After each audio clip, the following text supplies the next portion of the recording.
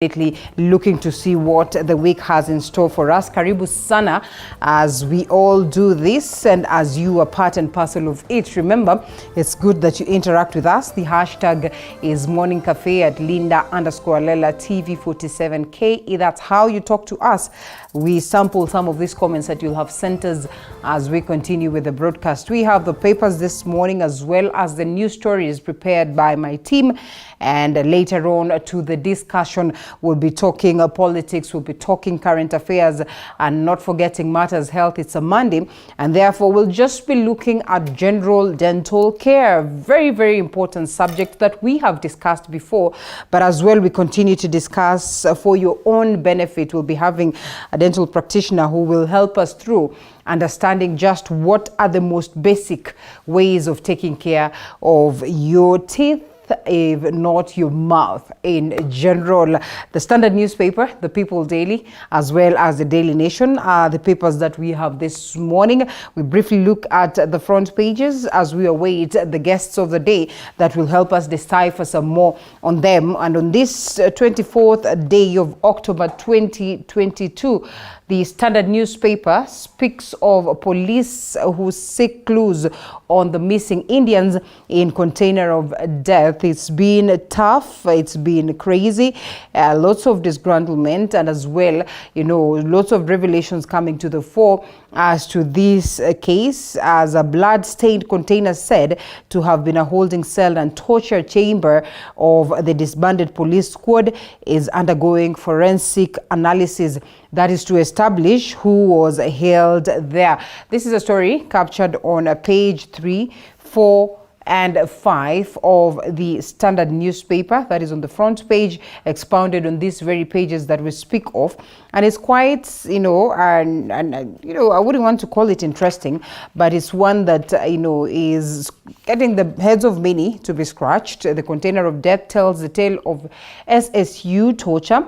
And remember, President William Ruto as well ordered for the disbandment of the SSU, this very unit, and the Directorate of Criminal Investigation unit as well, saying that they have involved themselves in torture of innocent, citizens, as well as, conducting arrests that were really not based on legal aspects. And so we'll be looking to get more updates on this, just so we would get you updated. Away from it, we have a story that is quite unfortunate that gets many questioning just how possible this government will manage to address the question of drought in the country. We are speaking of the Standard newspaper front page, and this very same story that is expounded on page 8 and 9. Poor rains blow to Ruto's food security plan. And we're talking about counties are shelving their development plans. That is to deal with the drought that threatens existence of communities, especially in the ASOL counties, and the hope for cheap food is complicated by poor rains and high inputs. And of course, we can see carcasses and ugly pictures of those ones that are almost starving to death.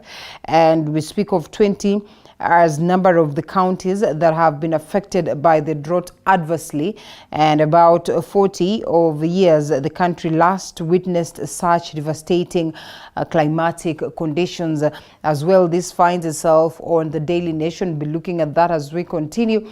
And we just ask just how best can the current government really manage this tough scenario. Remember, the declaration of drought as a national disaster has happened before, not just on this very reign, also on the reign of President Uhuru Kenyatta, that is the former president, and the previous presidents. But just how we can manage this is what becomes a hullabaloo. And another story as to the question of politics, Ruto says Kalonzo has refused to work with us. That is a story captured on the front page, expounded on page 6 of the Standard newspaper. President says he reached out to Wiper leader Kalonzo Musyoka, but was nabbed because the Ukambani leader then said he was comfortable working in the opposition side. Rigathi Gachagua as well saying that they really do not seem to understand what Kalonzo Musyoka then requires or needs. And so we'll be looking at that as we look at the intrigues of politics. Remember, the Azimio One Kenya Alliance says that they will be having a shadow cabinet. This actually was declared by Kalonzo himself upon the return of Right Honorable Raila Odinga, who again as the party leader alongside the other leaders then will craft this shadow cabinet that is to oversight the government. And so if Kalonzo rejected the pleas to work with Ruto, then of course he was accorded that liberty then to take up the opposition position. So we'll be looking at that and just what it means for the political career of the Honorable Kalonzo Musyoka Stephen, as well as the position of the Ukambani region as to the same. NEC issues tough rules ahead of exams, a story captured on page 10 of the Standard newspaper. Page 10 of the Standard newspaper speaks of the examination processes that are set for the Class 8 and Class as well, Form 4, students that are set to sit for their national examinations. And of course, NEC has issued tough rules to prevent cheating ahead of this very examination. Candidates will not be allowed any extra time while sitting KCPE and KCAC tests. Supervisors, invigilators, or head teachers will not enter an examination room with phones or other electronic devices. There are a couple of rough measures that we have witnessed before and that are instrumental towards making sure that then there's no cheating or the process is not marred with irregularities. And so we'll be looking to see what plays out as we continue. To another unfortunate report is that tilapia are dying in Lake Victoria, and on page 21 of the Standard newspaper they seek to establish what really could be informing this unfortunate occurrence. Definitely that threatens the question of food security as well. We just get to understand how safe our waters are for our aquatic animals, but most importantly, of course, for the people within these vicinities that will always use these waters.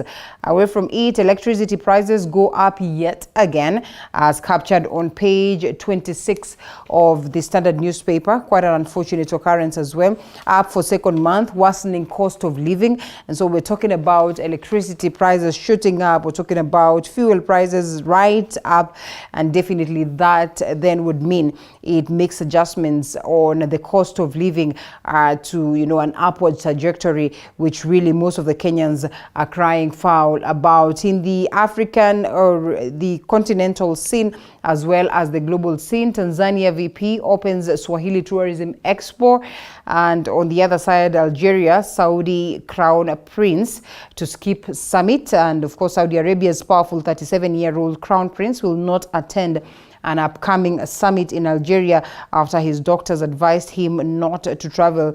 The Algerian presidency mentioned that as well. We shelved that one. Away from it, a year post-coup, cracks in Sudan's military junta, and of course struggles for individual gain threatens to further destabilize the country, as well as the coup and disharmony between its leaders has meant the future of Sudan's government or governance looks increasingly unsure. This really are reports that have not been so good upon that moment of sensation. It's never been good. Of course, looking at South Sudan itself, the world's youngest nation, has never known peace after these very talks of cessation and that aspect of separation. Away from it, Xi Jinping expands powers, promote allies, and the new leadership lineup appears to reflect what some commentators call maximum Xi valuing loyalty over ability. And Xi is expected by some to try to stay in power for a lifetime or for life after discarding a custom under which his predecessor left after 10 years. It will be interesting to watch what plays out in China, and we'll definitely be here to make sure that we update you. In the United Kingdom as well, there's that race to getting the next prime minister after Truss decided that she would resign. Uncertainty then remains after reports emerged that Sunak held late night talks with Boris Johnson, that is Saturday, and the Conservative Party has ordered a contest that aims to finalize nominations that is today, and install a new prime minister. We'll be looking forward to see what happens in the United Kingdom upon the reign of King Charles, taking it over from the late then Queen Elizabeth, the mother. And Turkana in throes of hunger. This is a story captured on the front page of the Daily Nation. Humanitarian crisis, and we are definitely will be looking to see how the government then manages this, but certainly not a good picture that you can see right on the front page of the Daily Nation. This story expounded on page 10. Quite heartbreaking to see that child there. It is devastating, but anyway, let's shelve that one, as we all understand that the government is in control of the same. Right Honorable Raila Odinga orders probe into election laws. The post-election plan. Opposition leader Raila Odinga has ordered an audit of the last election, which he lost narrowly to President William Ruto, to assess his vulnerabilities and as well understand the reasons behind his loss. This even as he faces an internal rebellion that will test his grip, that is on his political constituency, as captured on page 7. On the other side, his counterpart, President William Ruto, says that he reached out to Kalonzo Musyoka and said to him that the door is open for them to work. Then unfortunately, such did not, augur well with him. He says that Kalonzo Musyoka refused the job offer, saying that he is okay trying to get a grip on his politics, that is at the opposition side or in the opposition side. This the president declared yesterday as he visited, that is Kitui County. That is trying to woo as well the people of Ukambani region after, well, he did not manage to garner so much so from this very region in terms of votes. President William Ruto yesterday said he had made deliberate efforts to engage Wiper leader Kalonzo Musyoka, including offering him job in his government, which he flatly declined. A story captured on page 5 of the Daily Nation. Inside plans to pull troops out of Somalia. This is going to be interesting to watch. This is a story captured on page 2 and 3 with 2 years and 2 months to the deadline. And that is set by the African Union Transition Mission in Somalia into a fully fledged democracy, running its own affairs as envisaged by the United Nations could just be a pipe dream. This, as of course I have told you, has been expounded on page 2 and page 3. Should be solid. Of course, should it be solid, then definitely we'd see some of these troops exiting the stage. By the time of their exit, the country's security apparatus, then they say, should as well be solid enough to counter the constant challenges that the country faces. And of course, that is in maintaining sovereignty. And the African Union Transition Mission in Somalia was broken down into 4 phases, each taking a period of 9 months, with the exception of the last one that will definitely take 6 more. And we'll look to see what happens on this, just to keep you up to tabs as to the same as this nation then continues to seek for peace. And we'll be looking at that and so much more as captured on the papers. In quite a tragic report, Kenyan nurse stabbed to death by patient in the United States.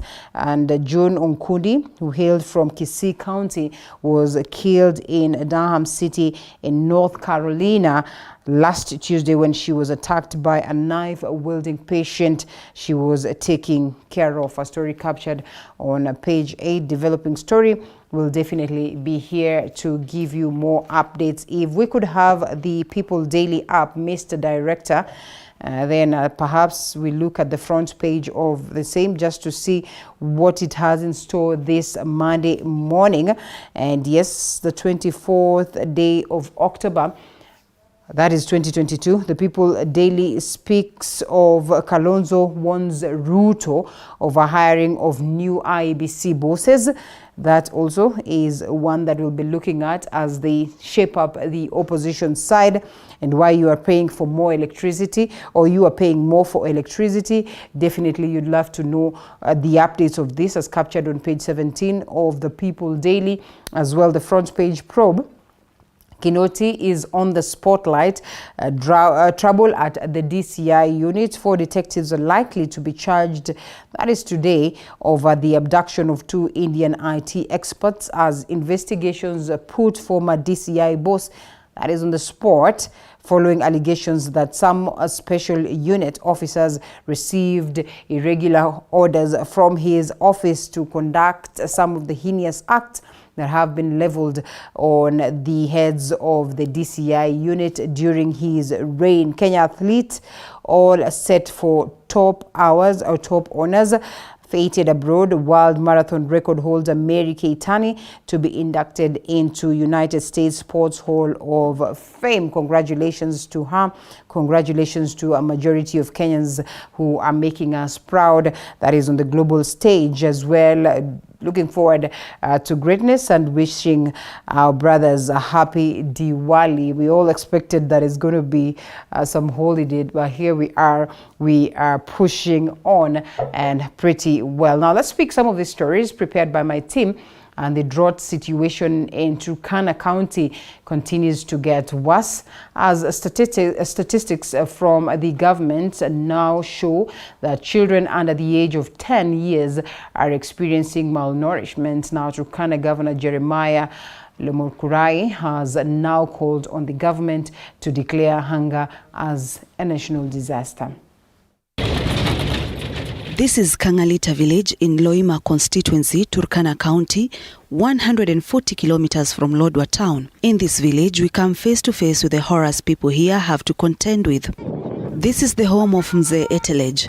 Due to hunger and the hardships of life, their 2 children, Apus and Apua, suffer from malnutrition. So let's save our people. Let's be active in making sure that Kenyans, there's a child here who cannot walk. Cannot sit. Apus Etelej and Apua Etelej, aged 10 and 13 respectively, have not been going to school due to lack of food. Parents admit that it is difficult to get food and thus depend on these wild fruits known as mkoma for survival. Watoto familia hii, sasa hii watoto iko watoto hapa miaka 15.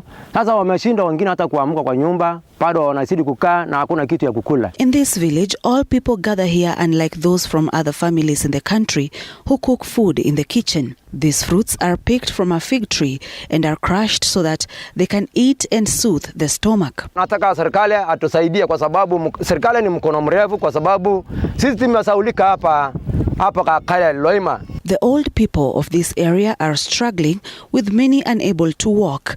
Agnes Ekai, a 65-year-old mother, has reached a level of being unable to even speak. Leaders from Turkana County, led by Governor Jeremiah Lomorukai, have called on President William Ruto to declare the famine a national disaster. Nataka tu kwa appeal kwa rais wetu declare mambo ya njaa kama ni national disaster. Our people are dying. Atuongee jana ati karibu wakufe, sijui watafanya nini? Watu wetu wameanza kufa. Tutaanza kuzika watu mapema. Hii jua, it's terribly hot. Declare famine or drought as a national emergency. Although the national government started plans to distribute food to some affected counties in the country, Turkana County has not yet received relief food as part of the government's program. Some few well-wishers have been assisting the affected families, but their food aid is not enough to help all in need. We know that Turkana is categorized also already in the alarm stage, so which means that we need to intervene and intervene quickly. Now, with various parts of the country experiencing severe droughts, residents living in metropolitan areas across the country have not been spared by the ravages, with many now facing starvation. Collins Lusweti with a roundup of this. Living in informal settlements in the counties of Machakos, Kiambu and Kajiado are reported to be starving and living in dire need of food as a result of the prolonged drought experienced in many parts of the country. The situation continues to worsen in these areas, with children unable to attend school due to extreme hunger. Machakos Deputy County Commissioner Dennis Ongaga says his office has already profiled all households affected by starvation in a bid to rescue the situation. He has, however, warned parents against keeping children at home on the account of hunger. Tafadhali, kama unajua mzazi atapeleka mtoto shule, kama unajua watoto mahali hawajaenda shule, leta ripoti kwa chief, assistant chief, kwa mwalimu wa shule, hata unaweza kuja kwa DO, unaweza enda kwa OCS umuone, tuweze kushirikiana ili tuweze kupata 100% return ya watoto kwa shule, tuweze kuendelea na masomo yetu. Elsewhere in Kirinyaga County, over 250 tea farmers under the umbrella of Kangaita Tea Factory have received dairy goats in a diversification program meant to boost farmers' earnings and end over-reliance on tea proceeds. KTDA Chair David Ichoho says the organization wants farmers to venture into other income-generating activities other than tea. Maanisha wakiwa wameshikana kama group wameweza kusomeshwa pamoja na wanapewa bosi 25 kwa group moja. Wale na wanapewa goat one he goat ambayo itasaidia. Kwa hivyo ni kumaanisha zote zitaweza kufika the 10 groups 25 each, actually 26 goats for 25. Hiyo moja ni ya kuzalisha zile zingine, na watakuwa wanasoma, tutakaribisha wakulima wale wengine katika hii mpango ili waone ile manufaa iko katika hii upanuzi wa ukulima wa kufuga mbuzi. And residents of Nyambari village in Lari constituency, Kiambu County, are now living in fear after a series of armed robberies in the area. Yesterday night, robbers dismantled a power transformer before breaking into a compound owned by a businessman in the area, making away with vehicle spare parts of unknown value. Residents are now putting blame on security officers in the area for failing to avert the robbery activities. Lari Police Commander Adamson Furaha says one suspect is in custody as investigations continue. Hapa tumeanzisha uchunguzi wetu kuhusiana na hii kisanga, na ningehakikishia wananchi ya kwamba tunaendelea na hiyo uchunguzi na tunaamini ya kwamba tutapata hii watu. Collins Lusweti, TV46. Now, residents in Jiro affected by demolitions came back to repossess their land, but were attacked with arrows and machetes that left 3 people with serious injuries and 2 dead. Investigations to the matter are underway to bring to the book those found culpable. The police unit, that is Commander Paul Wambogo, visited scene after the combat between the 2 groups and cleared the scene. He has promised that justice will be served to those affected. The residents now claim that there are cartels deployed to guard the land after they were illegally and forcefully evicted.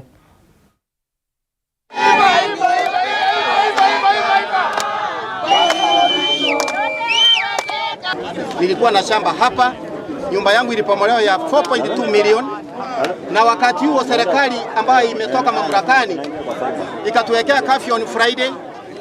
Kufika usiku saa 7, saa 5, wananchi walikuwa nje ya baridi. Mama Resho, tunaomba haki ututetee, tumelia kwa sababu tulibomolewa, tulikuwa tumelala, tulipatwa. Kama mimi nilikuwa na mtoto mdogo. Mama Resho, wewe ndio mtetezi wetu. Sisi hatuna shida na wewe, sisi hatuna shida na wewe na hatutakutukana, maana sisi ni Wakristo, hatuna nafasi ya kukutukana. Yes, good afternoon. My name is Paul Wambogo, Sub-County Police Commander, Jiro Sub-County, previously known as Kayole. Right now we are studying in Jiroageria Rad, where this morning we have lost 2 lives. What has happened? It should not happen in a Kenyan area at this hour. And we are promising that we shall do our level best. This area remain an area that requires total security. We shall not leave any stone unturned. Several people have been arrested and they are going to be charged with various offenses. Now, 1 person has been seriously injured in Kapuri, Samburu East, and property of unknown value stolen allegedly by by people identified as National Police reservists. Meanwhile, bandits hiding in Baringo County have been given an ultimatum on 3 days to surrender a firearm belonging to a police officer who was killed in Turkana East.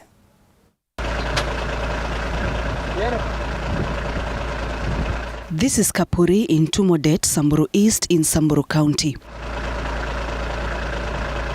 An attack on residents took place here on Saturday, which has forced some of them to flee from their homes. One person was seriously injured in the attacks. The herder was on his way to Arches Post for a livestock market. More than 30 camels and 160 goats were stolen. It is alleged that people belonging to the National Police Reservists orchestrated the attack. Kuliko kuchukua jukumu ya kufuatilia ile mali yao. Ilikuja kwa sasa hao ndio wanabeba tena mali ya wananchi na vitu yote ya manyumba kubeba. Hakuna chochote wameacha hapa. Hapa wameacha watu wakiwa tupu bila nguo bila chochote. Na mali yote pia imeenda. Mbuzi milango 3 ilienda pamoja na ngamia sawa. Na wakaanza hata kupiga tena marisasi watu ndani ya hiyo kijiji. Na kulikuwa na KPR ambayo ni serikali. Hatujui sasa kama ni serikali ya upande mmoja ama ni serikali ya watu wote. Jana serikali ilikuja kufuata waizi ambao waliiba ng'ambo ile na wakalete mali bandia. Kuliko kufuata hiyo nyayo ama kutumia wasee ambao wanaishi hapa waende kufuata nyayo, waliamua kuingia Manyata hii na kuchukua mbuzi na kuchukua pia ngamia. Mbuzi ambaye ilichukuliwa na ilikuwa inafuatiliwa mbuzi ambaye ilikuwa imeibiwa upande wa Isholo na nyayo zake zikapotelea hapo. So kutokezea ile uchunguzi ya mambo ya ripoti ambayo vile ilifika leo saa hii ndio nimetoka huko nimefika nikaangalia, na hiyo mambo yote saa hii iko chini ya uchunguzi, tuone tu kuwa tumeisaidia raia wapate mali sawa. Hii si mzuri, tuseme vijana wetu hawajaiba, lakini kulingana na sheria nafikiri polisi na watu wa NPR wameajiriwa na serikali kufanya kazi ya wananchi na sio kubagua kusema huyu ni Msamburu ama huyu ni Mturkana. Hawa wamepewa ruhusa ama wamepewa kazi na serikali kujaribu kuleta amani ama ku maintain law and orders in the community. And in Baringo County, bandits have been given an ultimatum of 3 days to surrender a missing gun that belonged to a police officer who was killed in Turkana East. TIT Deputy Commander says they have recovered 5 guns in an operation that was triggered from the death of 11 people, among them 8 police officers. Mashule zingine haijafunguliwa kwa sababu ya hiyo mambo ya usalama. So tungeomba kwamba kazi hiyo iendelee. Na isikuwe tu kazi ya wiki moja ama wiki mbili, bali iwe kazi ambayo ipangwe ya miaka miwili mpaka watu wetu wakae katika manyumba zao, walime mashamba mwaka 2 na mashule zetu ipate kuendelea. Na ningependa kuomba wananchi wote waweze kurejesha silaha iliyo mikononi mwao kwa serikali. Serikali pia ningeomba kuomba wale watu ambao walifurushwa mwakao, watu wa Makutani, watu wa Sinoni, watu wa Arabal waweze kurejeshwa nyumbani na wapate kupewa chakula.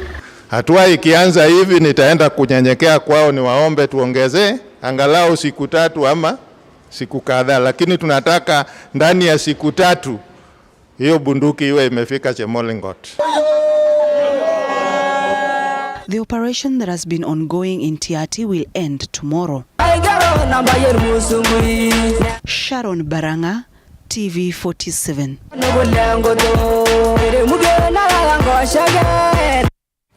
Now, 15% of 1.5 million children born every day miss out on key vaccinations, including the polio vaccine. This is according to the Ministry of Health, that now says it is targeting to increase polio vaccination to 95% from the current 88%. The ministry, in partnership with key stakeholders, held an End Polio Now awareness walk in Nairobi ahead of World Polio Day today. Despite eradicating wild polio virus in the country in 2014, Kenya has from time to time suffered a polio outbreak in border towns due to disease importation from countries that are yet to eradicate the virus. Over the past 1 year, the threat has come closer home. When we look at outbreaks, the countries that have had outbreaks recently have been mentioned. Some of our neighbors are having outbreaks.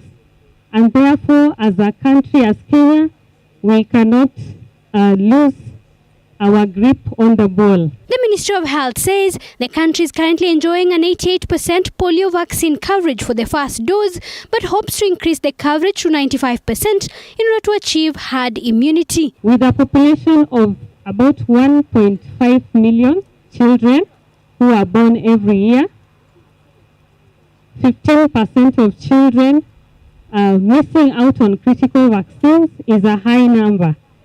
And these children remain at risk of paralysis from polio, and we must remember that it is the right of every child to be vaccinated against polio. Some of the key challenges affecting polio immunization in the country include inaccessibility of health facilities in some areas and vaccine hesitancy among some groups. Some facilities are very far from where people live, the settlements and the villages. We are trying as a ministry, we have a solution. We do the outreach services just to ensure that we reach each and every eligible child. The other challenge also is about hesitancy. We have a small group of us in this country that they're trying to really not to disassociate themselves from the program. But we have a robust, we are working with all the stakeholders in the country to reach out to everyone. World Polio Day is commemorated every year on the 24th of October with an aim to create awareness on the efforts to eradicate polio. This year's theme is a healthier future for mothers and children. Zainab Mohammed, T47. And across a section of families in Embu are now calling on the government to expedite investigations on police brutality, with over 50 cases reported within the last 3 years across the county. An independent medical legal unit officer in Embu County, Doris Namu, said despite victims making formal reports, very little or nothing has been done by the investigating agencies. The story was produced by Andrew Juma. Cases of police brutality have been on the rise in the last 3 years in Embu County, with statistics showing that more than 50 cases have been recorded within that period, but up to date, no single individual has been arrested and arraigned in court. A sister to one of the deceased, Jane Mudhoni, says her sister was arrested but only ended up at Embu Level 5 Hospital mortuary. Tukaenda nikaangalia nikaona ni Justa Njoki, nikamwambia huyu ni Justa Njoki ako hapa. Mimi nikakuwa niko na stress mingi sana kupitia Njoki. Sasa nikasema kwani hawa watu ni watu wa kabila gani? Hawa wameua mtu na hakutuambia mtu amekufa. Tunaambiwa tukuje tumtafute huko hospitali na amekufa. Sisi tukatoka na tukaenda nyumbani tukaambia baba Njoki amefariki.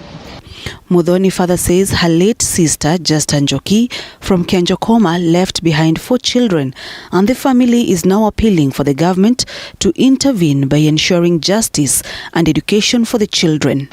Serikali tusaidie hapa kupitia Njoki kwa sababu wako na watoto na watoto wanasoma. An independent medical legal unit officer in Embu County, Doris Namu, says that despite the victims making a formal report, very little or nothing has been done by the investigative agencies. And here in Embu County, we demand the following.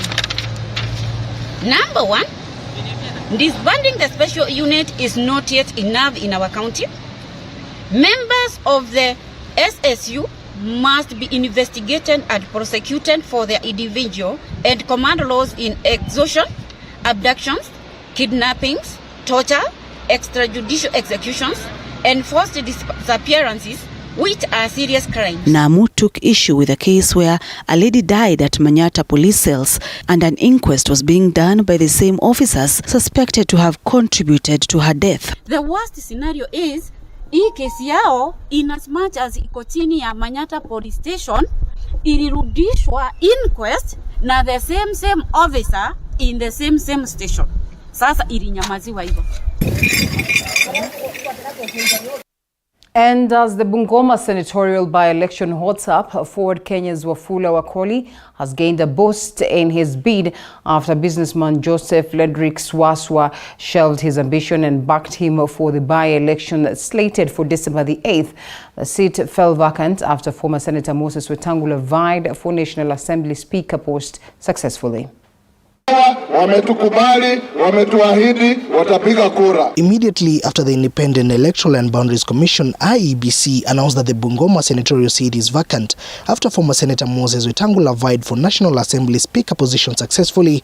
Many aspirants hit the ground running to occupy the seat. Lende Ikswaswa, a businessman who had ambitions of replacing Wetangula on a Ford Kenya party ticket, shelved his bid and backed Fulo Akoli, who has been a long-term aide of Speaker Moses Wetangula. It to state here that I have endorsed the party position and pledged to support it. My party leader, Moses Wetangula, has been my political mentor, a teacher for many years, and I have high regard for him in matters of leadership of our county and country. It is not a light matter. It is not something we can put under the carpet and take it for granted. Mimi nakushukuru kwa niaba yangu na familia yangu. Addressing the press in Webuye, the leader stated they reached a consensus on who is to vie on the Ford Kenya ticket after consulting Kenya Kwanza principles, adding that Bungoma senatorial seat belongs to Ford Kenya party. Once we leave here, all of us, na naomba ya kwamba senator wetu wa Bungoma atakuwa rather than Wakoli. Wafula Wakoli is going to be our next senator, but for the youths who are here, na wale watu wangu wenye walikuwa wanataka mimi kuwa senator wa hapa, mimi am still young. The leaders have however urged former Bumula Member of Parliament Mwambu Mabonga to drop his bid and back up Wafula Wakoli. Kama ulishindwa kuongea bunge miaka 5, umekuwa na budget ya milioni zaidi ya milioni 700. Huko Senate, mahali vichwa vya watu viko timamu, watu wanasoma na kubukua vitabu, ataweza hataweza? Hataweza. Mmoja peke yake, mheshimiwa Dan peke yake, kwa wabunge wote 9, yeye peke yake ndiye anasupport mheshimiwa Mwambu bunge. As at now, the vacant seat has attracted over 5 aspirants who yearn to fit in Speaker Moses Wetangula's shoe in the Senate. Mwege William, TV 47. Now, President William Ruto has sent a stern warning to politicians against using police officers and other public servants for political purposes. And as Mike Kagwongo tells us, Ruto castigated retired President Uhuru Kenyatta's government for allegedly using chiefs and public servants to campaign for Azimio la Umoja leader, that is Raila Odinga. Speaking at AIC Township Church in Kitui County Sunday, President William Ruto stressed that his government will not use chiefs and county commissioners for political matters. Na tumesema ya kwamba hatutaki tena wafanyikazi wa serikali wafanye kazi ya siasa. Kazi ya siasa ni sisi wanasiasa na wale watu wetu. Kila mtu ako na watu yake. He said police officers are an important pillar of the country, but were initially used for political reasons. Na nafikiri machief, county commissioner, regional commissioner wameelewa. Mimi sitaki regional commissioner anisaidie kazi ya UDA ama Kenya Kwanza, hapana. Hiyo nitafanya na wengine. Mimi nataka regional commissioner, county commissioner na wale wengine watusaidie kufanya kazi ya serikali. Weka amani, hakikisha mwananchi yako na ID, hakikisha yule ambaye anataka mambo yake ifanyike, hiyo ndio kazi yenu. In his campaigns, President Ruto and the entire Kenya Kwanza alliance claimed that the Jubilee administration was using public servants to campaign for Azimio candidate Raila Odinga. Nobody should blackmail you. Nobody should intimidate you. Nobody should force you to run errands for any political party. You are servants of the people of Kenya. Last week, President William Ruto also declared that the DCI unit that was used by the past administration to allegedly kill Kenyans had been disbanded. However, Ruto has emphasized that his administration intends to serve all Kenyans, including those who did not support his presidential bid. The same way you are ready to work with me, I am also ready to work with you for the benefit of the electorate and the people of Kenya in Kitui and in the whole country. Mike Kagwongo, TV 47.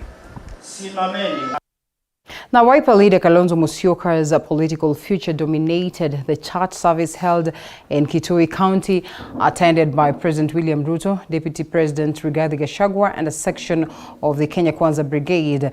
The president, who spent the better part of Sunday in the former vice president and Wiper leader Kalonzo Musyoka's home turf, said that he earlier had talks with Kalonzo for him to join the government, but Kalonzo insisted he is in opposition to stay. Another Sunday, and Deputy President William Ruto was in Ukambani, Kitui County, for Thanksgiving service conducted by the African Inland Church. While at the Kalonzo Musyoka's political backyard, the president extended an invitation to the Wiper leader, who is among key opposition leaders. Niliwaambia wakati nilikuwa hapa, kama mnakumbuka, niliwaambia Mungu akinijalia niunde serikali, nitatafuta ndugu yangu Steven nimshirikishe katika kuendesha hiyo serikali. Si namna hiyo? Na mimi nataka nimjue. Mimi mwenyewe nimemtafuta huyo Steven, nimeketi chini na yeye, nikamwambia ndio hii serikali tuende pamoja. Akaniambia kwanza anataka kujaribu ya upinzani. Further revealing he had numerously placed the offer to the former vice president, but in a response to the offer, Kalonzo had insisted that he is staying put in the opposition. You know, there's a device called VAR. Ukiscore out of tune inakwambia hapana, kama ile hand of God ya Maradona. They didn't have it by that time. So, sinamna hiyo. Wacha jaribu ya upinzani kwanza tuone vile mahali itafika, alafu tunaweza kuongea tena baadaye. So there is no problem. Hata hii ya upinzani ni kazi pia. So there is no problem. Deputy President Rigathi Gachagua called on the people of Ukambani to join the government and not agree to be pulled into the opposition by Kalonzo Musyoka. Mashujadi tukafikiria amerudi. Jana tumemwona tena amerudi Homa Bay. We don't understand. Wale kwetu Mlima Kenya, viongozi alikuwa anataka kutupeleka kwa kuzimia, tukamwambia bwana, tutaenda kwa hiyo. Tutaenda hadi kuenda. It's also your time to liberate yourself from negative politics. Ukambani leaders present at the event, led by Kitui Governor Julius Malombe, say they will work with the government of the day for the benefit of the Ukambani people. Na sisi wote tumetoka Kenya. Na yule kiongozi amekuja, lazima afanye kazi na yeye. We feel we are in your government. From the last action you did when you were nominating your CSs. For real, every Mkamba from Makueni to Machagos to Kitui, we feel we are in your government, regardless of the vote we gave to you. Kitui County is the third county where President William Ruto has been hosted as the head of state for Thanksgiving services. The president has also been to Kericho and Homa Bay counties. Mwigi William, TV 47. Now, the Azimio coalition has warned President William Ruto not to interfere with the selection of the next chairperson of the Electoral and Boundaries Commission as changes loom at the commission ahead of Chairperson Wafula Chebukati's exit together with 2 other commissioners in January next year. The fight to save 4 commissioners who dissented against Chebukati in last year's poll, or this year's poll that is also gathering steam in the opposition camp, as Apollo Kamau reports. Is it a unanimous decision by the Commission? The exit of IEBC Chairman Wafula Chebukati and 2 other commissioners, Abdi Gulier and Bolumoya, from the IEBC helm in January next year, declared as an impending vacancy in a Gazette notice by President William Ruto, has jolted political circles, with the Azimio camp telling President William Ruto not to interfere with the selection process of Chebukati's successor. It will not be the responsibility of William Ruto alone to choose who will be the next chair of the IEBC. Also at stake is the fate of 4 commissioners who dissented against Chebukati and 2 other commissioners in the August 9 general election, leaving Chebukati to declare Ruto president. As we put together the new team of IEBC, but I must tell you, nobody should dare touch the 4 commissioners who are continuing commissioners, because they showed in their own way their sense of professionalism and they were not afraid. We are looking for a referee. We are not looking for a member of your squad. We are looking for a person who will come and arbitrate between parties. let us arrive at an individual whom you can also say, this guy, even at his worst day, he's likely to give us some 40% fair judgment. The one we got here was below even 10%. The Azimio camp has also raised concerns about pending by-elections, starting with the Bungoma senatorial election on December 8th, to be overseen by Chebukati before he leaves in late January.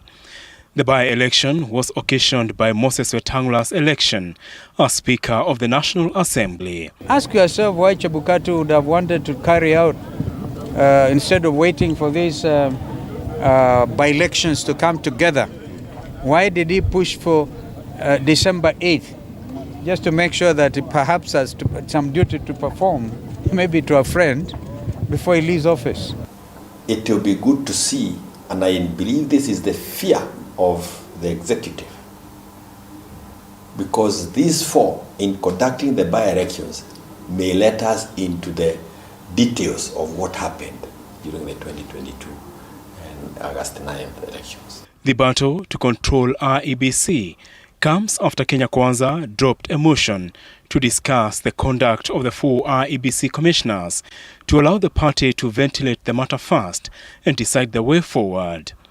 A fully constituted IEBC is expected to oversee the delimitation of constituency boundaries, an exercise that should be carried out in intervals of not less than 8 years or more than 12 years. Azimio wants the exercise halted until IEBC leadership issues are sorted out. Chebukati led the country in 2 general elections, both petitioned at the Supreme Court, with the Apex Court nullifying the 2017 one, forcing the country to go for a repeat poll. Apol Kamau, TV47. All right, thank you so much, Apollo Kamau, for that very story, which as well will form the basis of our conversation this morning. And in studio, I already have the gentleman that will take us through this very, very important conversation on standby. Shortly, I'll get to introduce them. But for now, allow us to take a quick, short break. Remember, the lines are still open for you to interact with us. The hashtag is Morning Cafe at Linda_Lela TV47KE. Let's keep this ball rolling as we take a look at what the week has in store. So let's take that short break. We're back with more.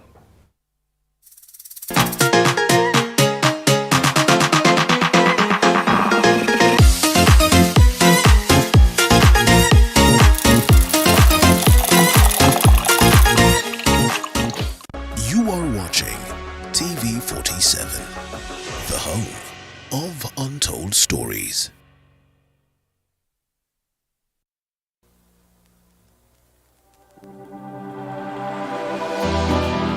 How well do you know what's happening around you? Morning Cafe with heated political debates. Baraza la Siasa. Hiyo kitu azungumzie, angalie hali ya maisha ya watu. Informative health discussions. Business, farming. Tasty Wednesday, Fitness Thursday, and Feel Good Friday with amazing DJs, celebs, waimbaji, kuna comedians, alafu kuna wajinga, and music bands every Monday to Friday from 6 a.m. to 9 a.m.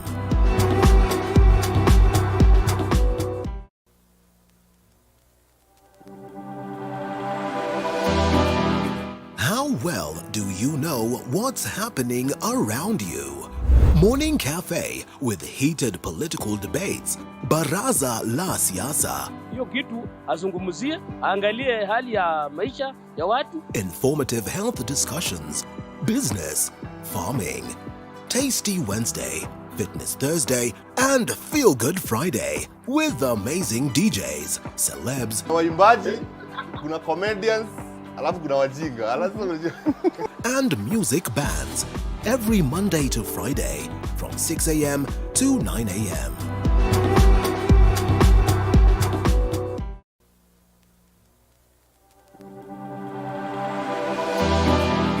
How well do you know what's happening around you?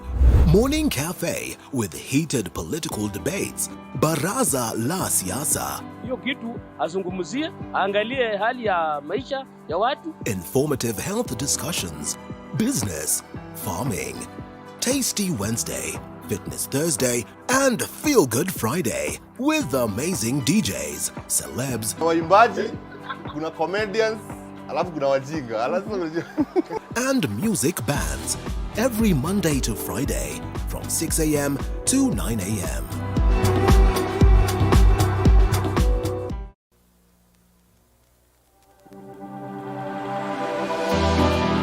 How well do you know what's happening around you? Morning Cafe with heated political debates. Baraza la Siasa. Hiyo kitu azungumzie, aangalie hali ya maisha ya watu. Informative health discussions. Business. So that after politics, after, like literally the election, perhaps there will be not much for us to discuss every morning. But I realize it's at this point that there's so much more, ranging from the question of drought. We need to know the political future of Kalonzo Musyoka. We definitely need to know what is happening at the level of the House, that is the 13th Parliament. I mean, there's really a raft of stuff that we need to look at. The counties themselves are really not finding it easy, especially for the two ladies that, come in for the very first time as governors. But then again, the members of county assembly are also not giving them an easy one. And so all this we'll be looking at this morning. Hopefully time then would allow us to look into all that. But generally it's for the good of the nation. And therefore, we'd love for them to also be part of the conversation. The hashtag is Morning Cafe at Linda_Lela TV47KA. And we sample some of these comments that you drop us as we continue with the broadcast. Dr. how have you been? Very well. It's been a minute. Yeah, it's good to have you, yeah? Well, we're okay. We're good. Moving on well. Having a glance on what's happening in the nation. Yeah. Like you said, issues. I mean, it's been some time. You see, everybody is concerned about what next, the governance part. Yes. And I've been very consistent on that. There was the politics. There's the issue of leadership. Anybody can be a leader, from a class prefect, chairman of BOM. Leadership is at all levels, church leader. Now, but there's something called governance. Yes. That's where we are. Governance is not easy. Governance is not easy. And you see, the word governor comes from governance. Yes. It's not easy. This is where the rubber meets the road. And this is where we need to allow the leadership, the people in government to lead, to govern. But, and I will hasten to say this, those of us who speak about the best practices in corporate governance, we talk about, can the others take their place? Let's agree. We are not saying that everybody should now clap, and shout and scream and say, oh yeah, Kenya Kwanza government move on. No, we are saying those who feel they can criticize, they can write articles, they can talk about this is not happening, let them be on. And that's why we talk about the media, the civil society, the church. Let them continue saying there's a problem here. But let the people in government continue governing. Because remember, we are just about days. I mean, we are talking about, is it 40 days now? Please, there's something called laying down what I call structures and systems. If you want to go far, take time, lay down the systems. Yeah. Lay down the structures. Don't, when you hear there's a problem here, you go shout, say, oh, guys are crying about this, about hunger, about fuel. Then you rush there in panic, trying to please people in a short term. What are you going to tell the people in January, in June next year? And you're here for the next 5 years or so. So what are we saying? We want to give time for the government to set. And by the way, Linda, when somebody says, I want to be president, I want to be governor, I want to be member of parliament or member of the county assembly, can we give them that there's something they wanted to do? Let them give time. And the beauty about what happens in our cycle is this, there is time. We talk about 90 days, for example, right? 100 days, right? Within 100 days, for example, you're expected to see some basic foundation, some basic structures laid, for example. And the beauty about governance, every day you can tell, oh, how are we moving? Every day you can tell. And we want to encourage the people who want to talk about what is not happening also. Let them come in. I want to say this, and this is important, Linda. If, as a leader, I want to be a better leader, I'll be keen to listen to what is it I must, what I'm not doing right, so I can add. So for a good leader, any kind of good criticism and ideas and corrections is very important. Really important. Very important. And in this case, it becomes hard to gag these ones that are criticizing to what you would consider good and what you would consider bad. And perhaps I'd ask this question in relation to what it is the doctor says, Honorable Bissau, as you say jambo to the people of your constituency. Generally, one would want to understand what is in words, and just how heavy, you know, are words, because they would say, unlike, you know, unlike any other thing, words are heavier than even a sword, because how they cut, how they get deep into someone is very, very important. Deep in the sense that sometimes they can really hurt, deep in the sense that they can sometimes come in to bring lots of hope. And I think that is what Kenyans have really, you know, expected with the current government, because in their very same words, they promised hope. They gave us timelines. They said in this very short period, this is what we're going to do. You do not want to tell me that a person of the caliber of, you know, President William Ruto really did not know that sometimes it would be good for you to have time to lay ground, for him to go and tell the people that, for him to go and tell the people that I promise you that in this very short time, I'll have addressed this and that. And perhaps that's the reason why you see some of his opponents actually laughing at him and reminding him that you said this, now look. Laughing at those ones that voted for him, or those ones that were staunch supporters, reminding them that this is what you said. Just like any other Kenyan, you're buying fuel at a very expensive rate. Just what exactly is in these words, especially as well, when you see them saying, can they be allowed time? You know, reminding those ones that are criticizing them, do not come just first to criticize. Allow us time to do this. Okay. First of all, Leader, thank you very much, and good morning, Kenya. What I would like to say, yes, in terms of governance, as leaders, what we speak or what we promise, we should be able to honor it. Yeah. And to me, this government should have hit the ground running, because most of the issues were sort of being outlined or highlighted during the campaigns. So what we expect is to see the government running and, you know, trying to meet the promise and not even going back behind what they actually said. Yeah. If I remember, on the issue of the Hustler Fund, it was very clear that it was 0%. You know, it was like money that's being given out. But recently I heard there's a change of tone. There's a change of tone. We're talking over 9%. Now, 9% is like working in any cooperative, any circle, you'll get a similar one. To me, what I would expected for this government to do is to talk about maybe an administrative fee, because it's a large sum of, a large amount. And in this large amount, you expect that there'll be some administrators, there'll be some investment, let me say, in the software to run the entire fund. So what I will expect again, this government should keep its promises. Like on the Hustler Fund, it will be a raw deal again if we start talking about a 9%. If there is a 2-3%, which is administrative fee, that is fine. But realistically speaking, yes, even the Kenyans who are really consuming this information that was being given to them, how can you even imagine that you'd be accorded some money for free for you to set up a business in a government really that cannot even collect taxes enough to sustain its own, you know, budget? True. I mean, there is nothing like free money. But what we are saying, if we really care about those downtrodden, who are actually the hustlers, who actually form majority, because looking at the Kenyan economic structure, you know, at the pyramid, there are a few, but most of them are at the base, who are actually those, Kenyans who are really struggling. So if we talked about this figure, and today we say, okay, 9%, I think that one again is what we call reverse logistics, which is not acceptable. I know it was a campaign promise. Maybe, as I said, we should just consider the administrative fee, because for that fund to run, there has to be people and software, as I said. But again, as leaders, when you're talking about governance, we should talk less and do more. And we've seen examples in the past, you know, leaders who talk less and probably they do more. So what we expect is for the Kenya Kwanza government to have already hit the road and running, and they should not go, you know, behind and try to reverse some of the promises. We want to see the promises being fulfilled. We want to see the fuel going down. You remember in one of the interviews I said, we need to fasten our belt, because you know, the issue of fuel going down is not going to be, you know, done overnight. It's going to take time.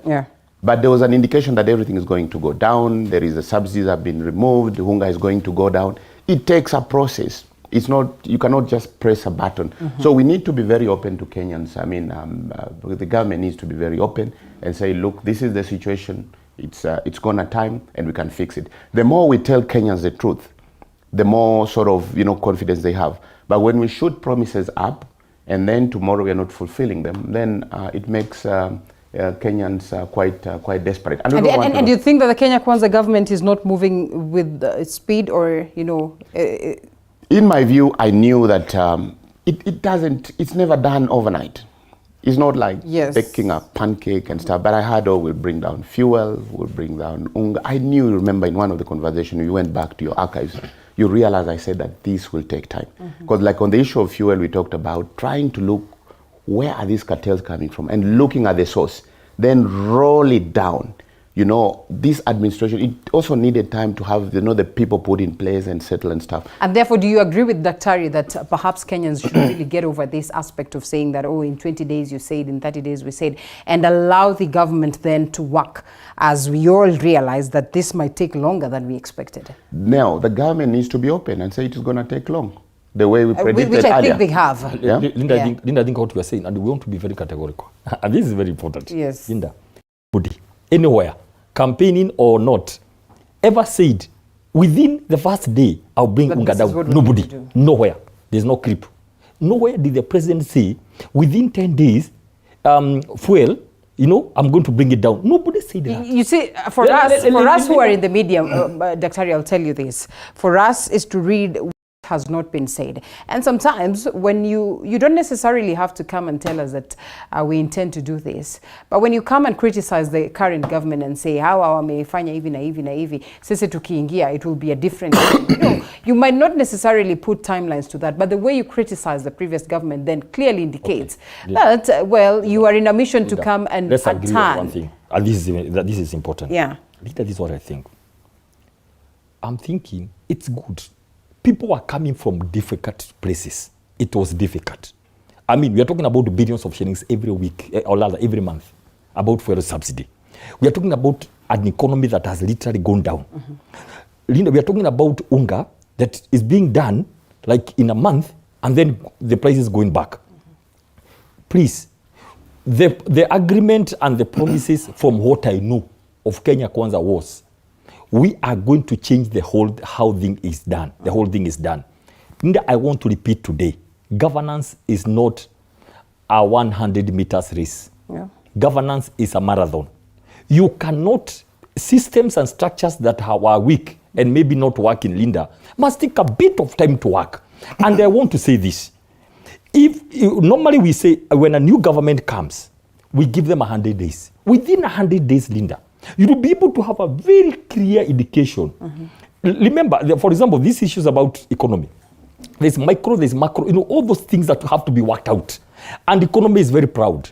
It takes very short time to kill it, or rather to bring it down, and a lot of time to bring it up. So what I want to say from the word go, can we stop this thing of, we were promised within a day, within 2 days, this government said it's going to do this. Like yesterday, I had some very senior leaders saying, no, there was a very big promise to bring the cost of life down. This cost of living has taken years for it to reach where it is. And the government is saying, the question people should be asking is this every day. Are we seeing some structures? Are we seeing some efforts towards where we want to go? I don't think, Mheshimiwa talks about communication. People should talk less and act more. Now, I think it's also good to talk more and act more, because sometimes talking is good because you it. Let people know this is what is happening. And we'll say this once again. For example, Linda, let's take two things. And remember, we are talking from a point where we started this debate was, remember we were here before elections, right? And we said, we are going for elections. We want a peaceful election. However we will win, we are going to support. That's where we are. Yeah. So we are saying the government that is in power, as citizens, the biggest thing we must do is to support that government. And Obama said very clearly, once we wish the government to fail, you're also going to fail. Now, and there's something that was said yesterday. If you take years killing an economy, the reason why Kenya Kwanza came was that, excuse me guys, once we go this direction, we are all going to die and be buried. So we want to form government, so we show you a better way of doing things. Linda, we want the following. It's 40 days, yes. We cannot wait until 100 days for people to look at what is happening. But look at, number one, what is the plan for example, food prices? Is the production? Is helping the production? Now we are saying there's a long lane coming, the season coming next year. The plan is, let's have fertilizer so that we help every farm that is arable to produce food. That is a long-term solution. And he said very correctly about fuel. Is an international cartel. It's an international cartel which we want us to come here, put money and share the money among few people, instead of going there and making sure you stem the cost of the fuel, because it's an international issue. Let's look at solutions. Look at the issue of drought. Yes, we found it. I mean, you cannot blame the Kenya Kwanza government on drought, because it has been there. It's an issue of climate change. But what are we doing? Let's see what we can do about planting trees. For example, it's a long-term thing. Let's talk about all these kinds of dams, so that we can help. We can move away from land-fed agriculture. Linda, what I'm saying is this. Let the opposition come and criticize government in a very good way. Give them ideas. Now, whoever said where that Hustler Fund is going to be free? Nobody. I mean, who does free? Who does free? You have seen the clip. At least this one has a clip. Now, at least you've seen the. If not the other one. Can you play? Let's allow Mheshimiwa say something briefly. Yeah, I mean, at least this one you've seen the clip, all right? Was it going to be free? That's what I said in governance. And you might need to know that Daktari was really part and parcel of this conversation earlier on, before he shifted gears. Yes, and he knows it. Yes. Unless you forget Daktari. Yes. I was part and parcel of the Kenya Kwanza initiative. No, I know. Okay? I know. You are a senior advisor. Yes, and that's what I'm saying. In governance, it's good to talk less and do more. There is a clip to that effect. Now, what am I saying here, Daktari? Yes, you said it on the fertilizer, and congratulations, it happened. You brought in fertilizer within the agreed time. That is very good. Coming from the Kenyan basket, the Kenyan granary transfer, we are happy. The fertilizer is around, it's being circulated, and we say chapeau to the Kenya Kwanza government. I understand, we are actually talking the same thing. We're talking the same language, that it takes time to build systems, to build structures. But our point of departure is, let us not promise Kenyans that it's going to be done overnight. There are situations when this has been said. And I gave a very good example on the fertilizer. That was like a miracle. It was like magic. Talked about this. There was fertilizer all over. Farmers were happy. We got the fertilizer. So let's get back to the drawing board and give the actual communication. It is not going to be, it's not going to happen overnight. We need time to put structures in place. We need to undo the cartels that existed. We need to do all these things. And again, let's do things differently. You mentioned the issue of drought. And I said, you know, like the Kenyan Kwanza government, they have to look at it differently. We had that discussion in Parliament the other day. You know, firefighting. Like now there's drought, everyone is flagging off trucks, full of flour, let's get out of that. Well, let's look at mitigation, let's look into preparedness. And here we're talking about the Kenya Disaster Management Authority. I know Honorable Ichungwa has a motion in place, which we're going to support, but again, it should not just be a policy paper. We want to have an infrastructure in the country where we can have stockpiles, you know, for emergencies. We can have assets, and we work closely with the United Nations. So we need to change, you know, a paradigm shift, the way we do these things. I know people and governments, they like this reactive sort of modes where we wait things happen, then we say, oh, we came and saved the situation. Let's get out of that. So to me, in a nutshell, Daktari, we agree. I agree with you on what you're saying. Systems take time to put in place in governance. But the way we communicate to our people, let's communicate in a way that we don't put the people's expectations so high. An example, we say unga will go down. About 40, 50 days down your administration, and unga has not gone down. Fuel has not gone down. Instead, it's even increasing. That, I think, also is, you know, it sort of reverses the hopes that people have. And you see, for us on the opposition benches, we'll keep reminding you. You know, we'll keep reminding on what you say. And again, at this point, I insist that His Excellency should keep his promise. During the campaign, he said that he will give free money. Of course, we don't want free money. At least they should capture the administrative component. 2-3% we agree. But for 9%, that is really on the higher side. Then there'll be no difference between that and any circle that you'll walk into and get that money. Yeah? Well, so those mama mbogas we've always talked about, those border guys we've talked about, let them be given capital, yes, but 9%, it's too expensive. And that's not what His Excellency promised. So we need to see reasonable capital in terms of, you know, cost. The cost should be minimal. And yes, we said whatever goes on top should not pass 3%.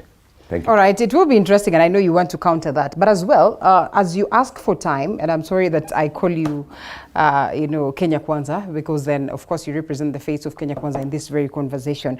You, as a governance expert, will agree with me, Dr. that, a functional government is judged on how it handles, the matters at hand, short-term and long-term. Yeah. And therefore, while we could say that this is what the government plans to do, in the long term or in the long run, it is important that we also get to understand how they mitigate the problems and the troubles that we have short-term. That is why when COVID came on board, we had to think of things very fast to address with that. That is why we're told today that in these 20 SL counties, governors really have had to shelve, the other interests of the county, other aspects of development, to take these monies, channel them to the question of drought. And so as we speak of a government that is asking the people for more time to address some of these matters, what do you tell to these children of Turkana and the numerous other counties that struggle with drought? In as much as there was another government, right now they know of the current government. Allow us to take a short break and then we come back, respond to that.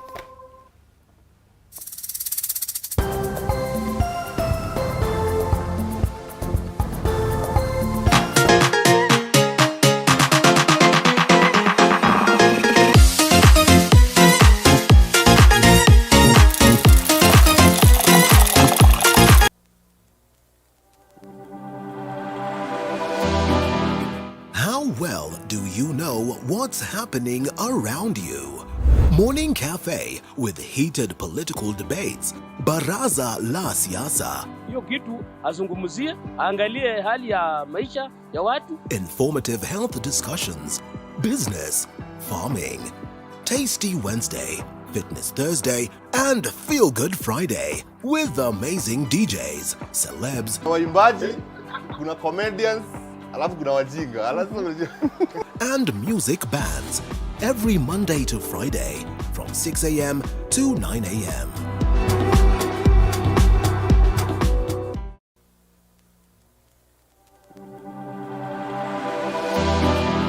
How well do you know what's happening around you? Morning Cafe with heated political debates. Baraza la siasa. Hiyo kitu azungumzie, angalie hali ya maisha ya watu. Informative health discussions. Business, farming. Tasty Wednesday, Fitness Thursday, and Feel Good Friday with amazing DJs, celebs, waimbaji, kuna comedians, alafu kuna wajinga. And music bands every Monday to Friday from 6 a.m. to 9 a.m.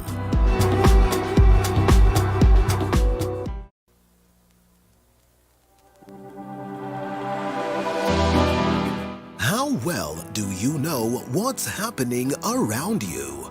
Morning Cafe with heated political debates. Baraza la siasa. Hiyo kitu azungumzie, angalie hali ya maisha ya watu. Informative health discussions. Business, farming.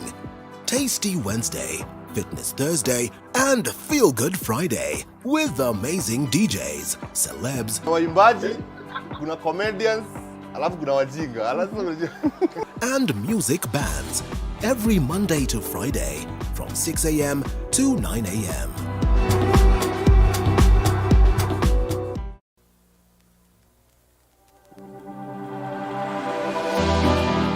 How well do you know what's happening around you? Morning Cafe with heated political debates. Baraza la siasa. Hiyo kitu azungumzie, angalie hali ya maisha ya watu. Informative health discussions. Business, farming. Tasty Wednesday, Fitness Thursday, and Feel Good Friday with amazing DJs, celebs, waimbaji, kuna comedians, alafu kuna wajinga. And music bands every Monday to Friday. Just sleeping. Like he didn't eat last night. In the morning he's in school. He just crying. Tears were just waiting. He's too hungry. Look at these stories here. Now, like you said, there are two issues: short-term or immediate measures. And as we speak today, I think today they are going to flag off, I think, to 10 counties today as our countries. I mean, immediate food. Because when somebody is hungry, you don't tell them about planting trees and doing dams to harvest water. So that's happening. I think that's happening. And what we are going to see, like you said, it's like a COVID situation. And let's say this. Every government, there's a situation that happens. Look at Uhuru's government. There was COVID. Yeah. Look at Kibaki's government. There was post-election violence. There's something that happens, and you cannot blame it on that government. This is drought that has happened, I think, the worst in 40 years. Yes. Because it's eating up. I think right now we are about 23 counties. 25. Going to 25 counties, and we don't know how long it's going to go. Millions of people. During Moi's time, there was a bomb blast. There has been issues that happen. Now, this, if it's not handled well, and we are hoping and praying to God, because, issues about rain and drought. Look at what I saw. Look at elephants. Look at the pain of an animal that can't talk just because there's no water until we lose 100+ elephants in Savo. Look at Aboseri, another day, like 5 or so. Elephants, you can imagine. By the time that animal dies of thirst, it's painful. But again, look, for example, I don't know, that's why now people have to think out of the box. Because if you have to take care of animals, we're talking about water into the park, maybe central places. Those are the issues now we have to keep on thinking about. And that's why I say every government or every situation, there are some things that happen now without, beyond human nature, that you have to think and say, this one has come, or people are dying. Now, this is sad. But I want to say this, and I'll repeat this. From where we sit as citizens, as a nation, 60 years after independence, we are going to, this one has to be handled, because this looks like our situation. 40 years, it has been very bad for the last 40 years. But I keep on saying, when you talk about government, we have to think about the future of this thing. Linda, we cannot continue giving food because it's not sustainable. Okay. It is never, ever sustainable. This issue of changa, supermarket, it's okay when that time. It's okay for that time because, for example, there's nothing you can do. But we have to look at measures. Have you ever understood in Turkana, actually they do hard wells, just by hand, and you get water. So the question is, why can there be a huge investment in all the northern areas? Either we have massive, water boreholes, massive, properly, and then irrigation. Today, remember there's some money that Red Cross raised last time, some years back, for Turkana. They went and did irrigation. Today, there's fresh vegetables from Turkana. We must think about, because places like Dubai, places like Israel are deserts, literally deserts. Look at Dubai. It's a pure desert. It rains only once in a year. In Dubai, but it's one of the biggest economies. Everybody wants to go to Dubai. So can we think outside the box? Let's not cry that we have a part of that percent of the country that is dry. We need to kill some of these ministries. We need to kill them. When you say drought management, why are you managing drought? Why can't you prevent and talk about something more positive? Yeah. We need to keep these ministries. And I'm glad that you speak of ministries, and it takes us to that memory of the fact that the better part of last week but one, was all about getting to have these ministers appear before the vetting committee, just to see to the committee of appointment, just to see to it that they are picked, first of all. And, well, I know this we can talk about for the longest time, I know, until the cows come back home, but it's certainly hope that government is looking at it. But at the heart of it as well is just how the ministers are going to come in and as well swing to action and help the president address some of these crucial matters. Looking at how the members of parliament conducted this process and the fact that they're supposed to submit the report of the CS nominees this week, are you convinced by what it is that played out during this very process? Yeah, I will say this again and again. Do we have a face at least out of the ones that were picked? Maybe, again, information. And that's why, much as Mheshimiwa is saying, we are not supposed to be, a lot of, when we have a government and we have systems happening, a lot of communication is needed, Linda. What was happening in Parliament is simply a suitability test. They were being taken through, not an interview. Look, people need to get the difference. Principal secretaries are going through interviews by the Public Service Commission. Yeah. Okay? Then they will be vetted. Vetting means looking at suitability. Okay, are you the one? No, okay. These are the people you have. Okay.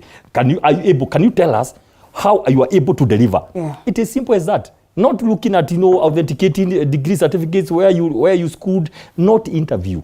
Now, what happened, and that's what's supposed to happen by the appointment committee. So the next thing is appointment. Should be this week. Let them be sworn in. What are we saying? We look at where we were 10, 20 years ago. Somebody used to be mentioned. You don't know them. Actually, we are going to look at and who is that person. At least Kenyans had opportunity to relate with that person, the personality. That is what is very important. This is a very senior state officer. You had the chance to relate with them. And that is it. Suitability. So, and by the way, seated here, Kenyans were able to gauge. Kenyans were able to know. Okay. Themselves. And that is the purpose of suitability. People are able to know what's happening. And yes, we expect, it has taken quite some time. It's on 40 days later. They need to be sworn in even this week. So that now, each one lashes to their department and comes up with a specific program.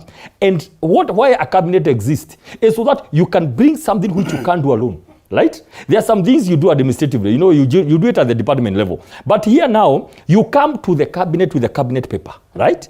That needs a cabinet decision that will bound the whole government. That's why there is so many decisions that have been pending out of lack of. The president and the deputy have been doing what is necessary to keep the government running. And so we expect these things are going to run. Some of these things, we expect very quick measures. And please, and I will ask Mheshimiwa, the next time budgets come, we want to look at, okay, fine, we are doing short term in terms of mitigation for drought, for example. Can we see in every budget something that will lead to the end of this drought in another 3-4 years? There will be no kid who will be given food for relief. Those are the kind of things we are looking about. When you're talking about, for example, agriculture, the whole value chain of, dams, agriculture, it's a whole value chain about water, then cost of production, then market. It's a whole value. We want to see in the budget, we are expecting that every year there will be something in that budget to tell us that this is what we intend to do in the long term to kill this problem. That is what we expect to, because we are all here. We must not, Linda, every time hit things like he's saying. Short term is short term. Okay. Medium term and then long term. And then long term. Mheshimiwa, then these names are being presented to the level of parliament for you as members of parliament to as well, approve of the list as, of course, picked by the president, and most importantly, having gone through these processes, numerous verses, about 22 or thereabouts. Do you suppose, first of all, the process was convincing enough? Because many of the times when we get some of these individuals on board, then we hear graft cases, mismanagement of funds, and then we start asking ourselves, were they really vetted? What was the vetting process? Did we overlook some of the crucial matters? Were you convinced by what it is that the committee did?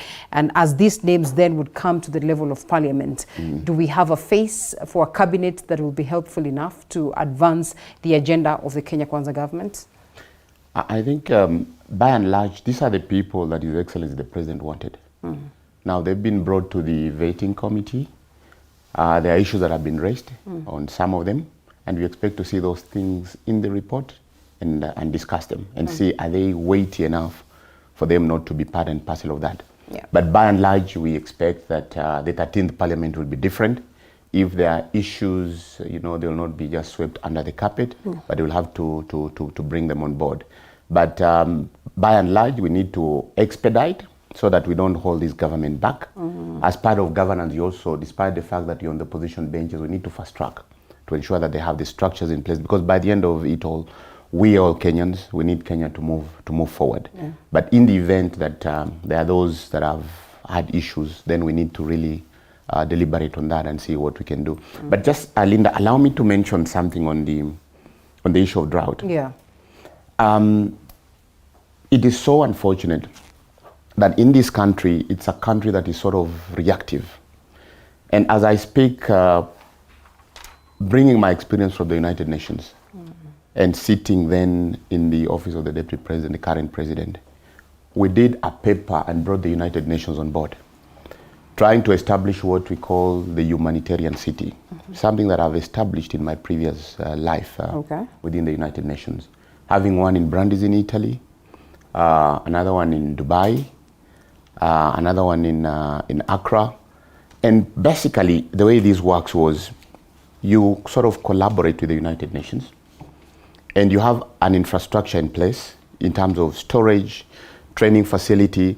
And the intention, the way we designed it, was to work with them, also help us establish the Kenya Disaster Management Authority. Okay. Certainly meaning that most of it was going to be funded by the United Nations. But as it is, most of the executive, the permanent secretary level and stuff, we sit in our air-conditioned offices here in Nairobi. We can walk in a supermarket and do the shopping. That particular proposal was shut down. Okay. For a very simple reason. I think there was a split in government where the current DP was on different side, the president on the different side. But a very critical document that will have gotten us out of this. Now, what I observe in this country is we're just reactive. You know, we want just to respond. And responding meaning, you know, quickly trying to mobilize funds and buying rice, buying cooking oil and rushing all over, you know, to do these things. What we are saying is, as a disaster management person, disaster cycle, in every 3 to 4, 5 years, there will be drought.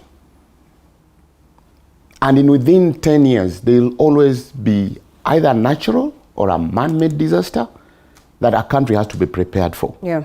So we need to focus and, you know, look at again, not just, okay, yes, His Excellency talked about food production. Now, if we have this surplus food, what do we do with it? We should have some reserve that we say that, look, this reserve should be part of what we can use to sort of, you know, mitigate and respond in the future. And you see, when you do mitigation and preparedness, when a disaster happens, like the way it is right now, the effects will not be much. Yeah. Issues of animals dying. We expect now that whoever will be put in that Ministry of Arid and Semi-Arid, we want to see all those farmers, their animals are insured. If an animal dies, the insurance company should be able to replace. Okay? But what I'm saying is this. Let's forget about this issue of just responding and putting trucks on, you know. Let's do it in a different manner. Let's have an infrastructure in place, our Kenya Disaster Management Authority. And again, we need to revive what we had put in place, you know, the arrangement with the United Nations. Yeah. We need to have a global humanitarian city. We had asked for some 50 acres at the airport.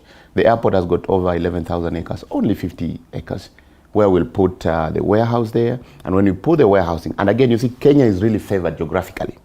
It takes about 7 hours to get to any country around. Yeah. So the United Nations is very comfortable having Kenya as a logistics hub. And now, what does it mean? When they've got their stocks here, there is no way we'll have Kenyans dying and WFP has got tons of foods sitting in their warehouses without responding. I'll give you an example. 18th May 2018. I think May 2018. It was, May 2018. The Solai Dam. Yeah. It took the country to quickly run and mobilize about $1 billion. You know, but if we had the United Nations near that time, with this concept of the humanitarian city we're talking about, I mean, things would be easy. And remember, when you have this... And that really, Mheshimiwa, would not be looked at as an aspect of aid, because, again, if there's anything that really has crippled Africa, has crippled us as a country, then it's that high dependence on aid. We are not saying that we want to depend entirely on aid, but we are saying, let's be smart enough. Let's have this aid within our borders. Okay. So when we have it within our borders, it's easy to activate when there are situations of hunger or there is a fire, because we'll have medicines there, we'll have equipment, because the UN also keeps a lot of equipment. And where the military cannot come in to assist, the UN can help in terms of roads, you know, doing all that. There'll be medicine. Because remember, in that humanitarian city, you'll not only bring in WFP, who will be stocking food, but you'll have UNICEF with issues to do with schooling. You'll have WHO bringing in issues of medicine. So what I'm saying is, let's think outside the box and keep in mind that in a disaster cycle, in every 2 to 3, 4 years, there'll always be that hunger. Yeah. Okay? So that way we are sort of prepared. And also don't forget the issue of insurance on issues of animals. An example, for our brothers from the pastoralist communities, we ensure that that is in place. So I think if we do that, then it will be good. But if we are this government that is just, you know, rolling the wheel, waiting, there will be hunger. And I can tell you, Daktari, in another 3, 4 years, there'll be a similar hunger. It will repeat itself. So we need to prepare ourselves. Also the issue of water and our wild animals, which is actually our treasure.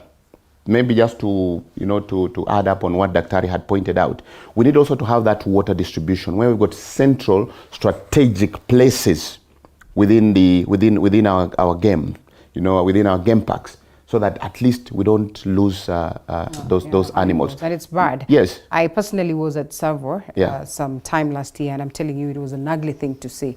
And that place is extremely hot. Yeah. Extremely hot. So you can almost guess that every day you have an Yeah. elephant and any other animal going down. Yeah, but like you said, for me, actually this thing called asshole countries. There's nothing like all government ministers should ministream. They should know asshole countries are part of Kenya.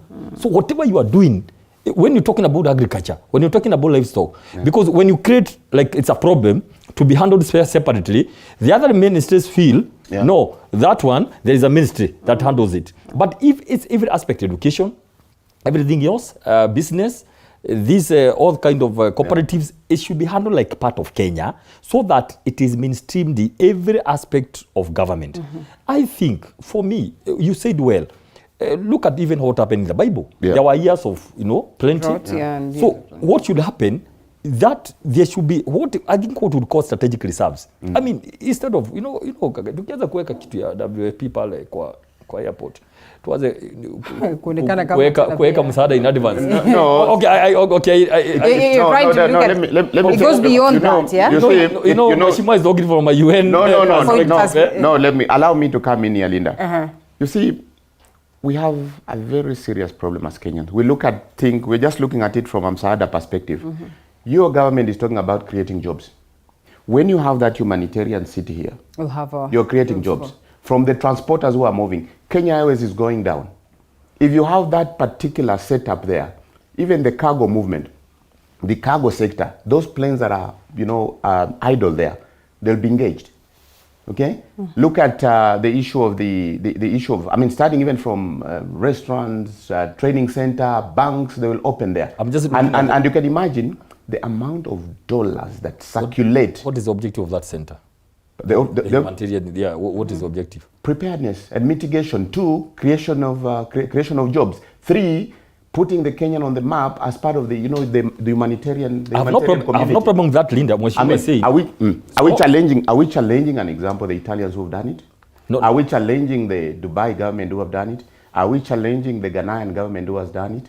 An example. Perhaps just that need to understand. I don't just look at it from. I have no problem if this happens. That it will be like our source of market for our produce in the times of plenty. Let them buy value-added avocado.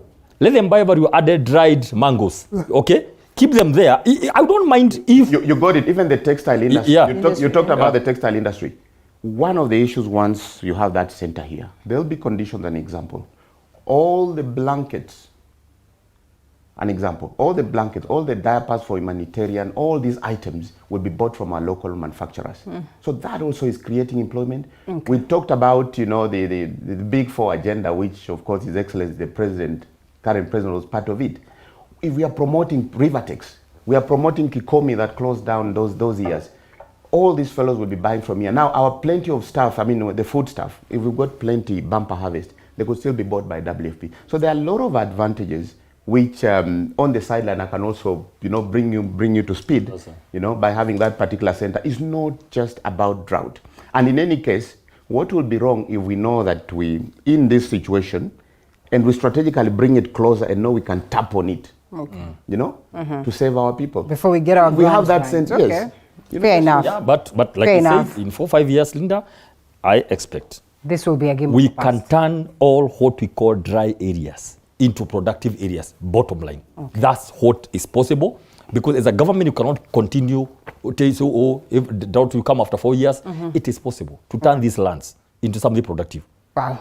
Let's look forward to that. I would want to castigate the members of the County Assembly of Homa Bay, and also those ones that, they have a governor by the name Kawira. But then again, just looking at, the grounds that they begin, to take up the challenge of leadership, could there be some valid reasons as to why these members of County Assembly are raising an alarm at an early stage? that, now this as well has been picked by the EACC. And, after these two governors really had their names and letters accorded to them as to how they've handled matters. First of all, for Kawira, has been that direct hire of the husband as well as two sisters as, her security personnel as well as assistant. And in as much as she comes out to say that the supposed then was to work for the county for free, then you just ask yourself whether this was pretty much necessary. Is that an act of nepotism? Should it be condemned? And why at this very early stage? And this one's of Gladys Wanga, perhaps going beyond what it is that is expected constitutionally in terms of getting, those ones that are going to, help her in the process of governance. That Wanga, had 11 county public service boards who work to hire county workers. Well, it's the county public service board that is supposed to help and assist her, as well to get some of these workers that she picks. But then again, they say the number is way beyond. It was supposed to be 4 and now she picks 11. And as it is, it was meant to be done with the help of the public service boards, which reports dictate that it wasn't the case. But she says, she involved them and got that clean bill of health and that, the blessing from them.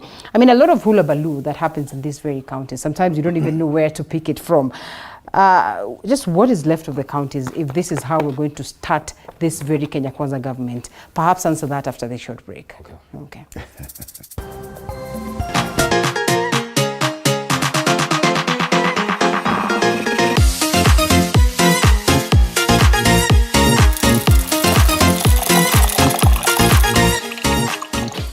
You are watching TV 47, the home of untold stories. Je, maumivu ya kichwa na kukosesha amani? Kaluma Strong hutuliza maumivu ya kichwa, maumivu ya mwili na hata huondoa joto jingi mwilini. Kaluma Strong ina aspirin kama kiungo. Maumivu ya kizidi, muone daktari. You've done so much for me, I cannot tell it all.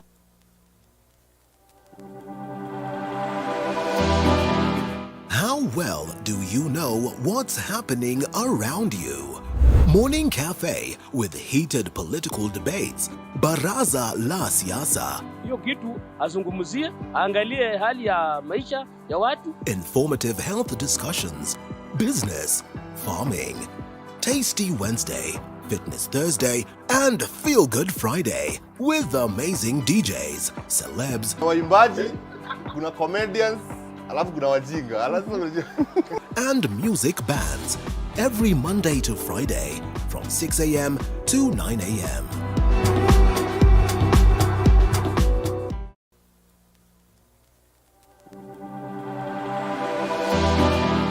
How well do you know what's happening around you? Morning Cafe with heated political debates. Baraza la Siasa. Hiyo kitu azungumzie, angalie hali ya maisha ya watu. Informative health discussions. Business, farming. Tasty Wednesday, Fitness Thursday.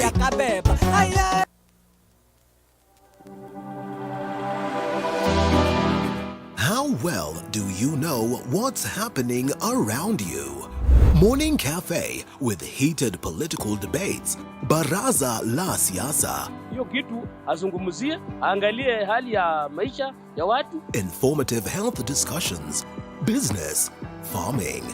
Tasty Wednesday, Fitness Thursday, and Feel Good Friday with amazing DJs, celebs, waimbaji, kuna comedians, alafu kuna wajinga. and music bands every Monday to Friday from 6 a.m. to 9 a.m.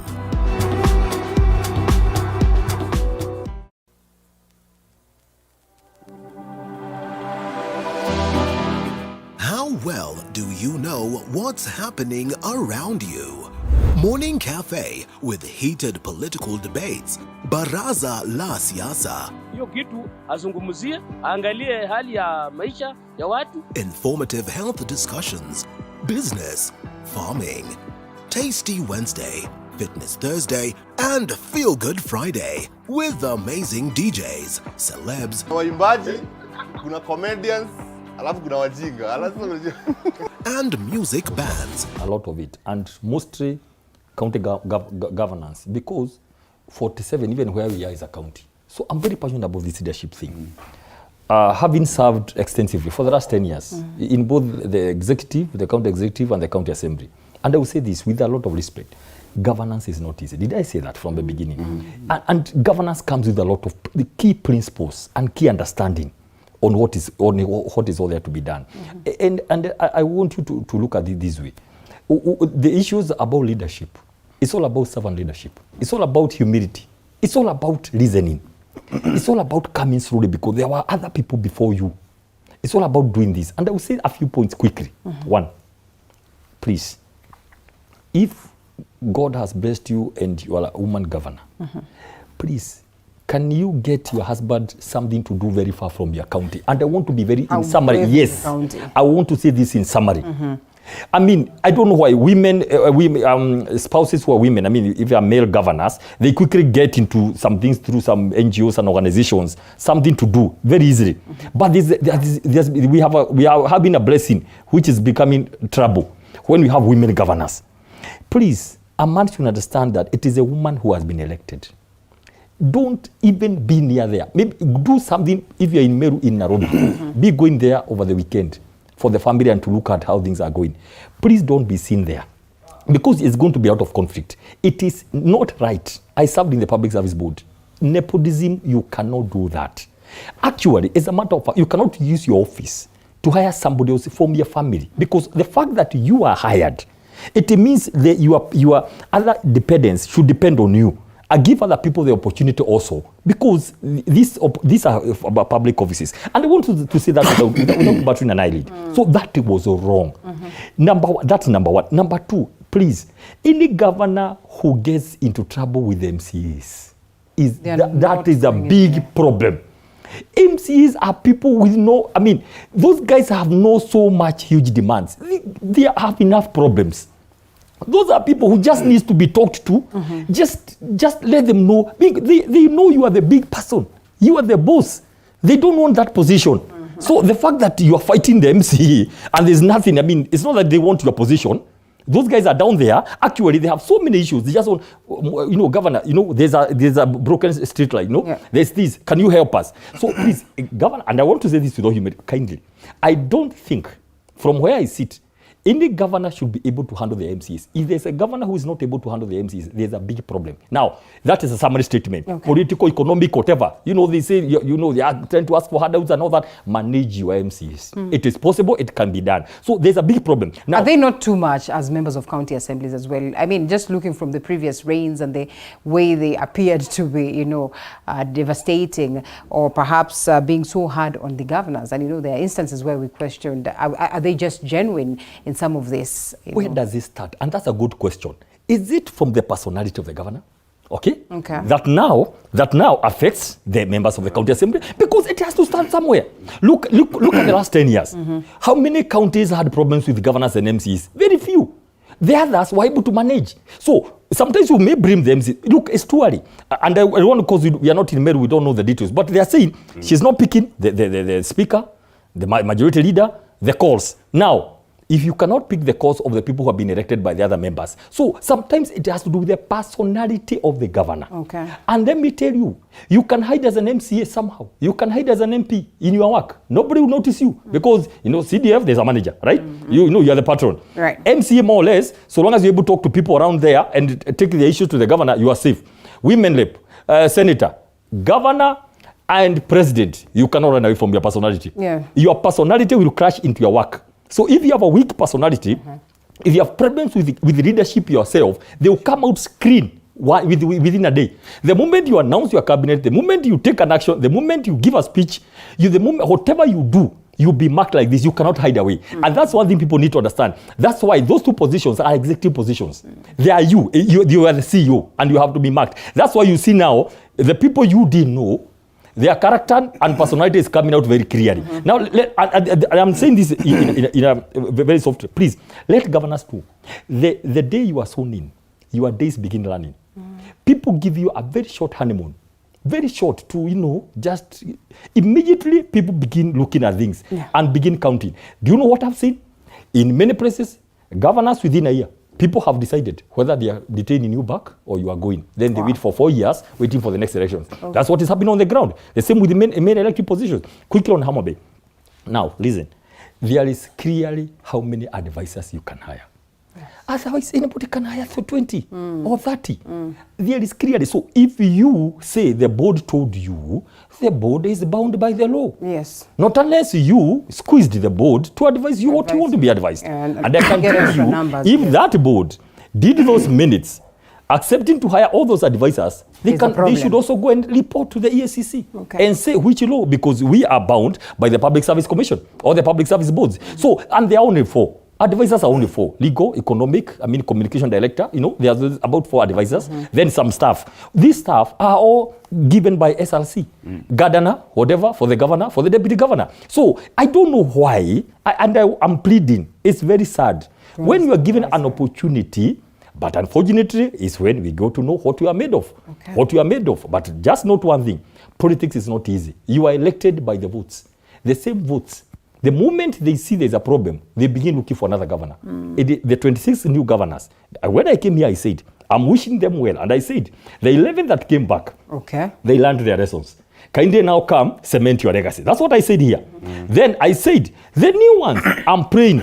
The whole system about governance is 2 terms. That's what I said. So that you're able to do something. However, if you don't hit it right within 1 year, you're gone. Within 6 months, within 3 months, you hit it right with the people begin looking for alternatives from the word go. That is a sad reality about these issues, about these positions. So I'm pleading, and please, don't talk about women. I wouldn't want to go there. These are women people are looking to. No, let's talk about governance, all of them. This is a problem across all governors.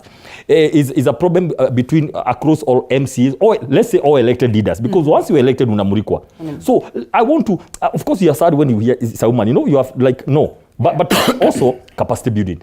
Capacity building. Maybe they don't know. Well, they don't know how this is go. And again, to the COG, no, you see. And it could be justified, perhaps. I mean, looking at this case of Kawera, picking the sisters. You see, on the security docket, you, as a governor, understand very well that, once you get into politics, there's so much that you need to look into, and to the question of security. And maybe sometimes you really need someone who's close and, someone who can really protect you pretty much close. Perhaps that informs this, a personal assistant to handle your matters and, handle them right. You could need a person that you really trust. But generally, perhaps Mheshimiwa should tell us. I mean, you can tell me that there are others that would get on board without proper knowledge of how governance should be run. And I mean, when you speak of the fact that they could be operating on a point of, zero knowledge, nepotism, really? Tribalism, really? And anyway, at the county, you cannot speak of tribalism because then generally it speaks of the people of this very area. But there are numerous cases that really we've gone overboard. Yeah. I agree with you. First of all, Linda, I think our brother here as an expert has just nailed down everything. Yeah. And I hope Our Excellency, Madam Waiguru, is watching this. If she was watching this, she would probably organize several meetings and get Daktari on board just to run these governors through. But what I would say is we're going to see a lot of problems. Because as we know that after people come into leadership, that's when their true characters come out. And for those governors we've seen that are having problems, there are several traits that you can't hide.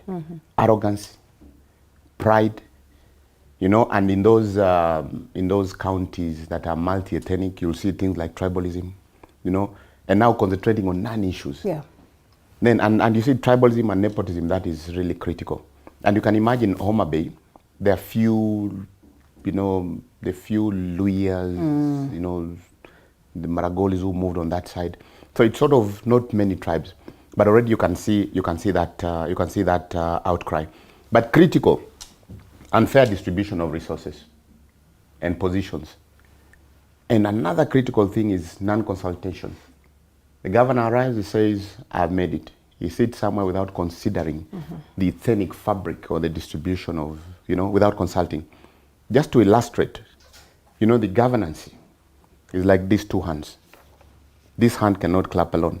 This is the governor, this is the other stakeholders which have MCAs. We've got, you know, the other elected leaders. Immediately, these two are not in sync. Then it's dead on arrival. And I think Daktari has really put it very well. So we're going to see more and more of these problems, unless the others that have not been affected, they quickly learn from these mistakes. But the issue of nepotism, that one should not be allowed. Maybe she might run away with the issue of, like Mwangaza can run away with the issue of security. You want someone who you can trust with your bottle of water, right? You know, standing behind you. That's okay. But bringing in the husband, and I also like to ask, how do they call the first men of the country? I mean, they're whatever title they have. First gentlemen or something. Gentlemen, keep away from your madams. In fact, they are more safer if you're a distant away than being closer. You're making life very difficult. And this equally also goes even when they are qualified. And I mean, from the position that he's given and from where he comes from, then one would want to assume that actually this would be the best qualified person for that very. No, there's a lot of work to do in the back office. You don't need necessarily to come on the front. And equally also, it goes to the first ladies. There are some counties where governors will just be, and we've seen it even in the past, you know, setup, whereby you know, you find that the first lady cannot give enough time, or literally the first lady making decisions. So we want to say, getting into office, our partners also should try to be, you know, supportive. Yes, they have to be there, but not visible. Right. You know, in a way that you know, they should not come in and, you know, wakoroge, you know, they have to be a different way. But most important, governors must be consultative. They should stop the arrogance. They should know these are public offices. In counties where there is multi-ethnic, they have to consult. It has to be a consultative process. The governors who are getting right are those who are sitting down with all the stakeholders. They are deciding. And by the way, it doesn't mean that what they tell is what you do as a leader. Right. But give them your ear. Now, when you give them their ear, at least they'll feel that, yes, we were consulted. And that really will make things easy. And most important also, basic people skills. How do you receive me, or how do I receive you when you come to my office? Yeah. Learn how to, you know, the basic things. Those are things that can bring our brothers down. So the 26 really have a challenge. Lastly is keeping promises. You start with these stakeholders, pre-election period. You agree? You agreed on something. How are you handling it? Okay. Very important. Yeah? All right, well. What we are saying, it's good to be in summary. Look, you can decide as a first gentleman. Let us borrow from what first ladies have been doing. You go pick up an issue, for example, distribution of sanitary towels. Yes. You go mobilize. And run with that. Using your title, you mobilize it from friends, and you move. And the whole thing goes quietly. There's no back office. Don't come here. You can do so much. You can influence a lot. So that is very clear. Please, I am looking at, because we have to be positive, Linda. I love being positive. It is important. There's no way you went around looking for votes the whole county when you didn't have the desire to serve. But there are some bottlenecks. Ignorance is expensive. That's why I'm talking about capacity building. Because maybe government doesn't know there's something called ethics. There is a law, 2015, values and principles of governance, of public service. You cannot do that. It's against the law, actually. You know, so when you shoot letters, when ECC asks you to explain, you shoot a letter in defense, and there is a law. I think there's something called information, you know, capacity building and listening, because that's against. You don't put, actually, you're going to mess, when you're going to see Matatu people, you're always there. You want to show, of course, you're this loving family, but it doesn't work. But sometimes it's lack of information, right? And for example, for Wanga, you know, it's simply about the truth. Maybe she didn't know. I'm asking these bodies, the bodies that deal with these things, let them again to them what is right. But I am saying this, let us support our governors. Because look, we have 4 years to go. We have 5 years to go. Right. Let us support our governors, our president, our MCAs, our women reps. Let us support them because they got the chance to lead. Out of 15,000 aspirants who vied for all the positions, only 1,888. So let's give them the chance. But also let's talk to them. Let somebody go and tell Wanga, excuse me, you are not okay. Do this quickly. Instead of shoving letters to EACC, go and negotiate and say, okay, fine, I withdrew everything. I didn't know. Please sorrow, let's move on. We don't have time for drama. There's too much to be done in those countries. So much to be done in those countries. I wish Kawira well. I mean, she went well. She learned as a dependent women led 2017. She's a woman, very strong one after that. She fell very strong men. 2022, she needs to be celebrated. But let her just, let the guy, some work in Nairobi, somewhere very far, do some business there. Let things work out. I mean, when you're talking about you trust your sister, are you saying you can only trust your yes, brother? Definitely. How many people voted for you? There are very many people. Come on, pick someone. At least that one she can run away with. She can run away. She may run away. She may. Because it doesn't. The other issues it cannot. Husband, it cannot work. That one. Let your sister depend on you. Okay. Get another person there who can also get the job. I mean, and just to point out, Dr. just an add-on, I would really expect that our sisters who've been elected as governors give a very good show, because we don't want, again, for the future, we want to see more women in leadership. Go back saying we want them to perform well. We're not able to. We don't want, again, to start, stereotyping and saying women cannot be. So I really personally wish them success. I want them to do it very well. Wow. They should not falter at this point in time. At least not at this Madam point. Wangaza and our friend Wanga, they should really, really try not to let the women nation down. Okay. Yeah. Well, we hope that the necessary adjustments then are made. And we saw Avinya yesterday saying that hers is a question of business for his people, for her people, sorry, and that definitely she says she's open to work with government for as long as some of these benefits then will trickle down home. And the president, going to woo them with a raft of promises, including that aspect of water that has been a big problem in Ukambani region. But even as he speaks, he reminds the people of Kenya, can we all embrace tax payment? Can we all avoid from evading tax? He cites those ones that are, extremely making lots of money as the ones that really have been running away from paying taxes. Just how crucial will this be? And especially now that there's been this conversation of the landlords and some of them that have, small structures that are saying really, now if we are to start paying tax, just what exactly are we going to get out of this? Because you have, a structure that gives you like a house, per house, 3,000 bob, and maybe they're just only 20 or 10 houses. What is there to pay? I think first you mentioned something, if you allow me, the issue of Wavinya. Yes. See, the Kamba leaders are put in a very awkward situation. You really want to partner with the government. Look at how Marobe was speaking. Very genuinely, look, please help me. I have done this. If you can help me. Look, you are government. But then they had to call. Wavinya had to first of all say that she had to speak to Kalonzo in the morning to allow her to come to Kitui and said, we have been sent here to come and say, look at that. And I'm saying, well, there's this issue of opposition, whether you're in position and how to work with the government. Let us clear that again in governance. Yes, you are in opposition. You can criticize very well and all that, but work with the government of the day. That's what we need to mature to. That's the safest thing for your people. That is what we need to agree on. Yeah. Like yesterday, look at this. The senator was not there.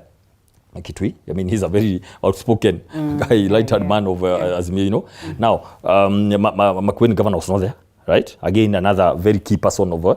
But Wavinya came, Malombe was there. So can we jump over that?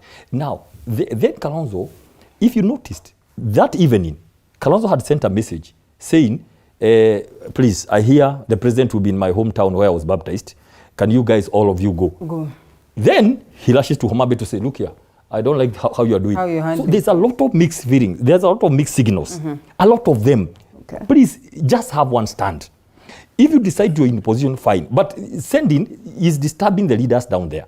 So I'm asking, let there be a distinction. Leadership and working with the government is one thing. Like now, Kalonzo go and says, tell the president things about IEBC. You have made a mistake. I don't know. I'm asking my friend, maybe because there's a way you go meet, maybe a parliamentary group, to discuss about the issues to raise with the government. Yeah. Like how to oversight government.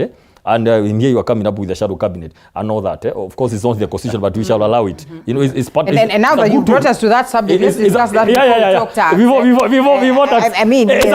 It's a good tool. It's not in the constitution, but we agree. From governance, from where we come from, it's a good tool to oversight.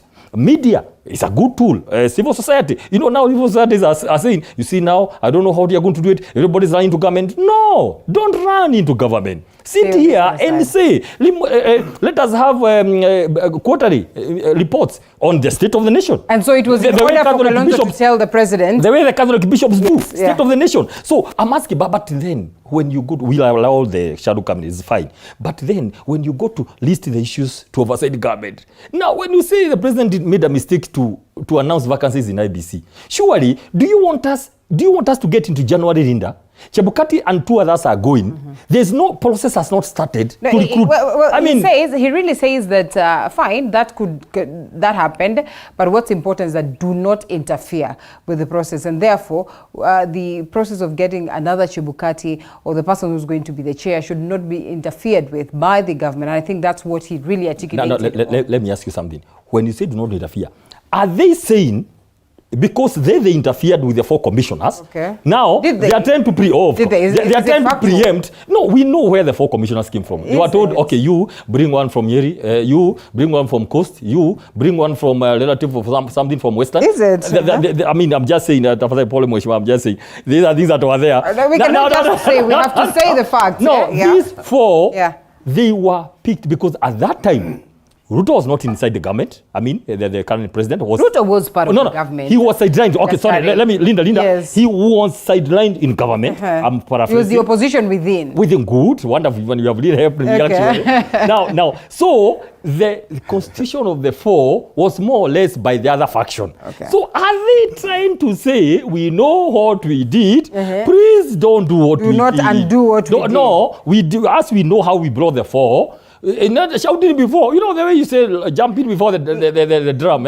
You're trying to say we know what we did to influence the 4. We are fearing that's what we please don't. But if they did that, with the mission of being successful, clearly the 4 did not help them much. So why would they come in as well to try and push for the for them to remain? Because after all, I mean, they're Kenyans, and it's someone has to speak to their right, and we all have seen as well the much they have been castigated.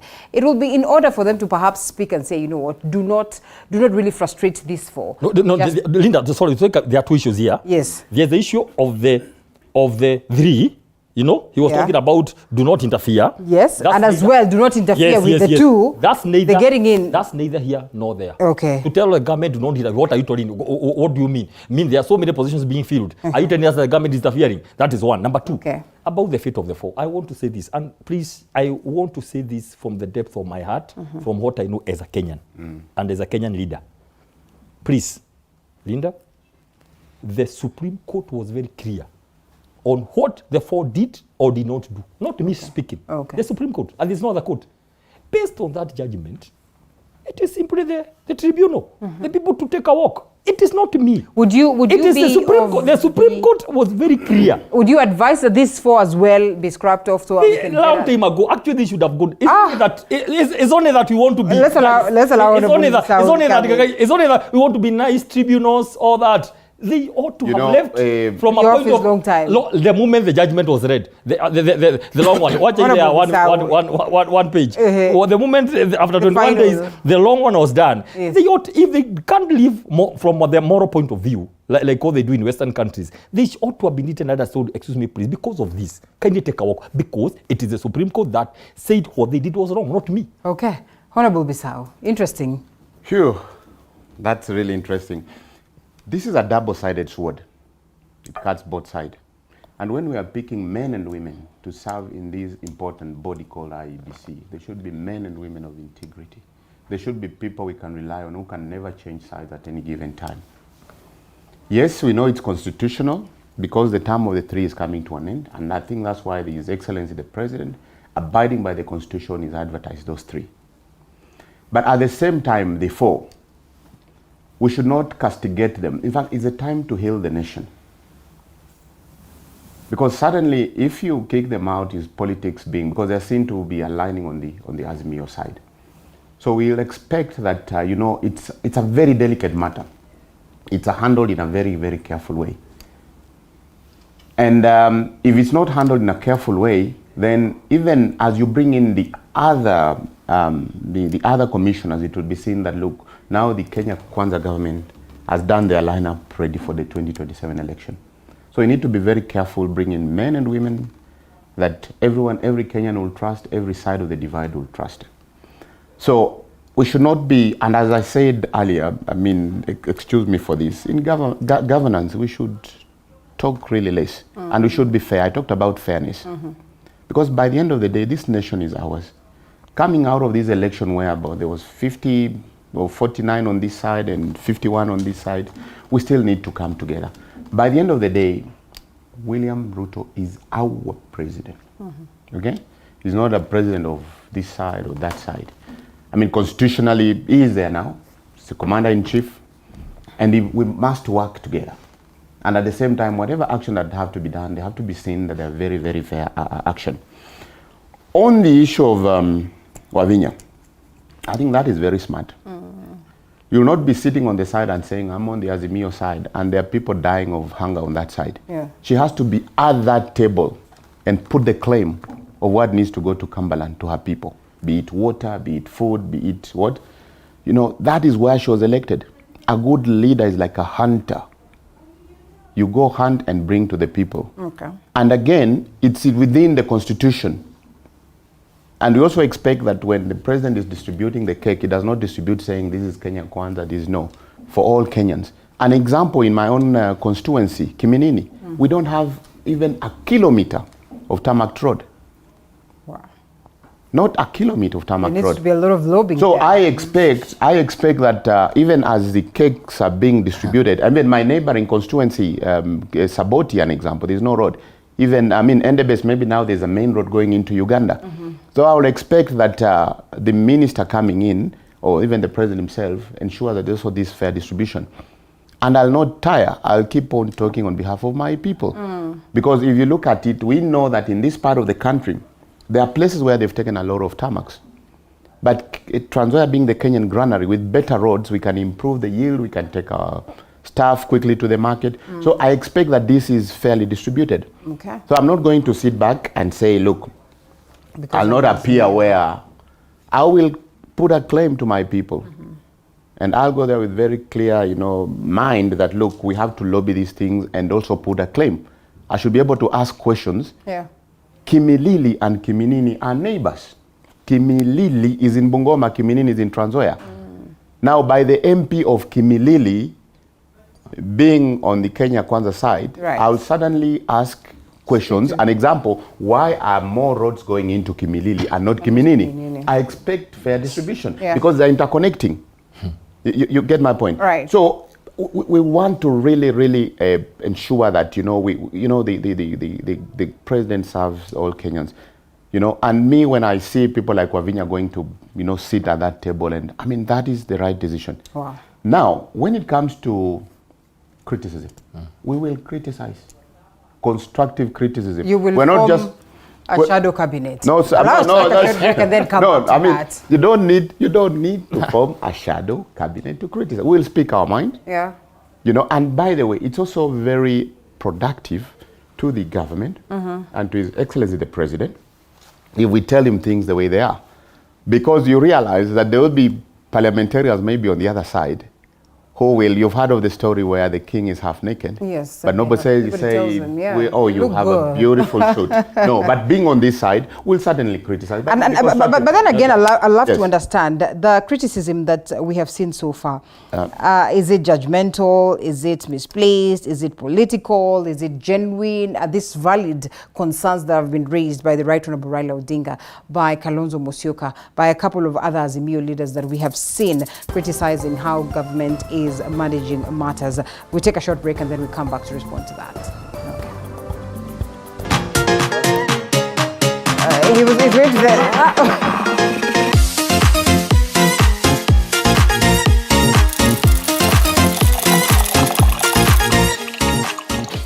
You are watching TV 47, the home of untold stories.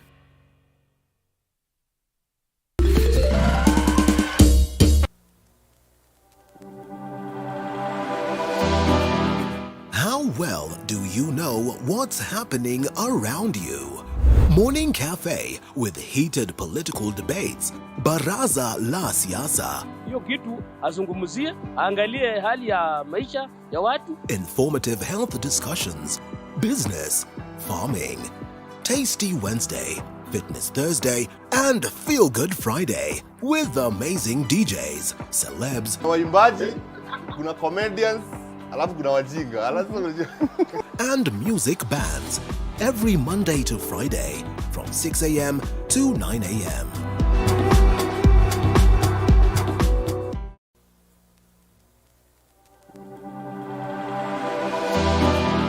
How well do you know what's happening around you? Morning Cafe with heated political debates. Baraza la Siasa. Hiyo kitu azungumzie, angalie hali ya maisha ya watu. Informative health discussions. Business, farming. Tasty Wednesday, Fitness Thursday, and Feel Good Friday with amazing DJs, celebs, Waimbaji, kuna comedians, alafu kuna wajinga. and music bands every Monday to Friday from 6 a.m. to 9 a.m.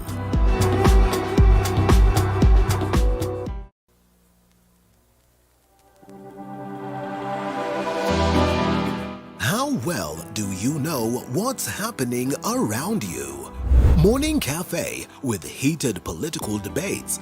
Baraza la Siasa. Hiyo kitu azungumzie, angalie hali ya maisha ya watu. Informative health discussions. Business, farming.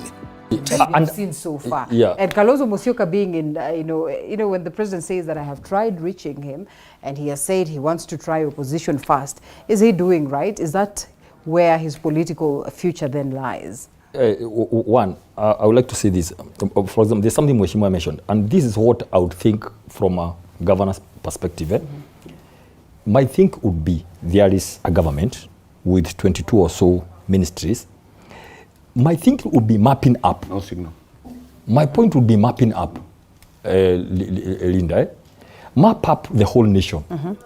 Let's not wait for Mheshimiwa to go lining up 290 of them, if you include senators, to go line into, for example, Mokomen's office to lobby for a road. That is too cheap. That is the meaning. Why can't the government come and say, excuse me, we want to map up this nation? Why is it we think we need the roads? Tarmac. Let it be that way. Because suppose there are some MPs who have no idea. Their network is too low. They may not know where to go lobbying for dams and all that and all those other programs. So my thinking would be, let there be a mapping by the departments that we need to do, for example, businesses here. We want to do cottage industries in every county. We want to do mega dams. Let them come from top, include the MPs, of course, for knowing where.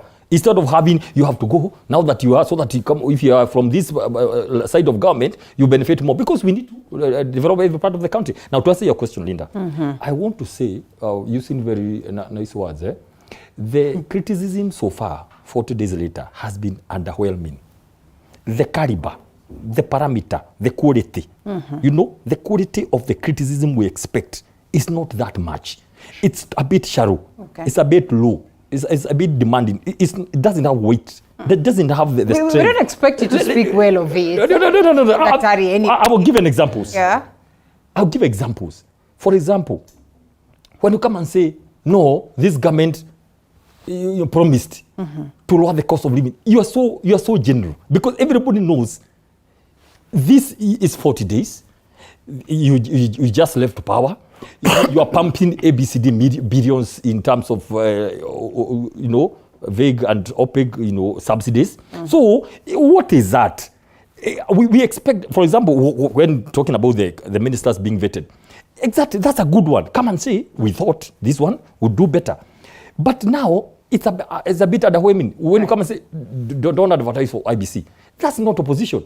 We need clearly, and that's why maybe they need a cabinet. Nobody has said it should be advertised. No. I'm saying, when you begin saying, don't interfere. What are you saying?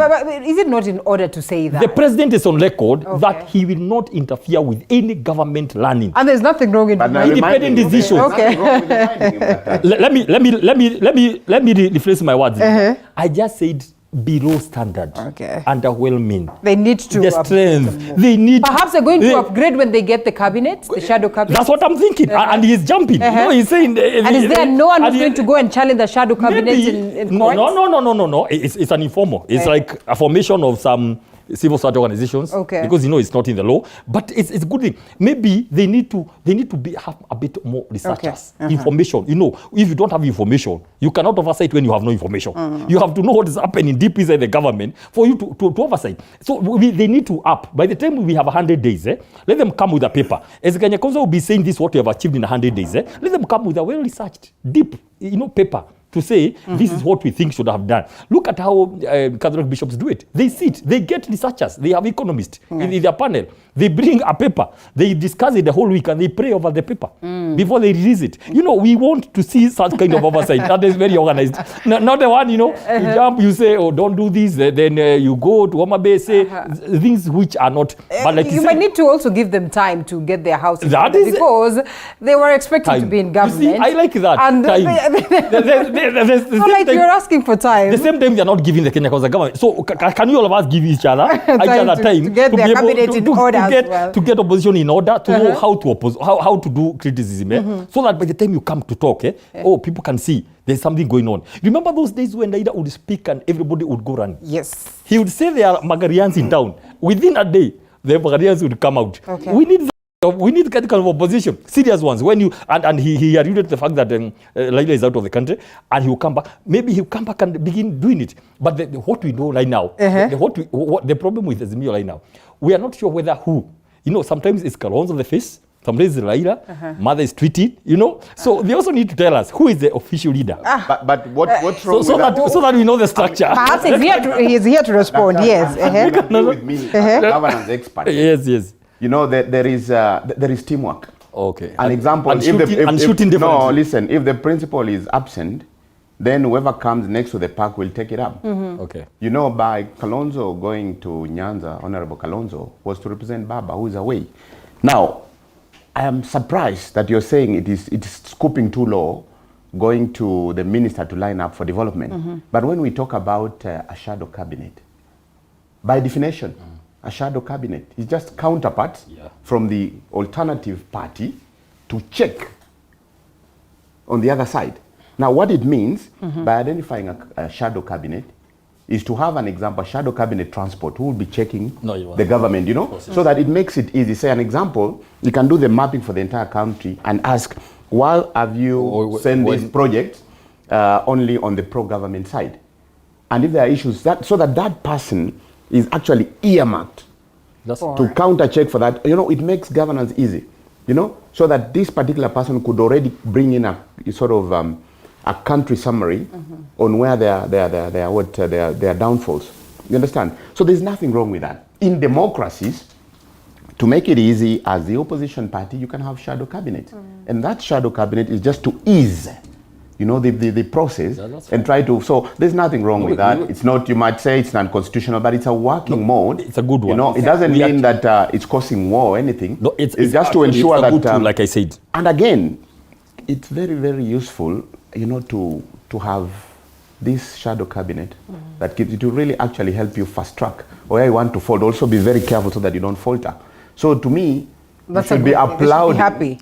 You should be applauding this other side.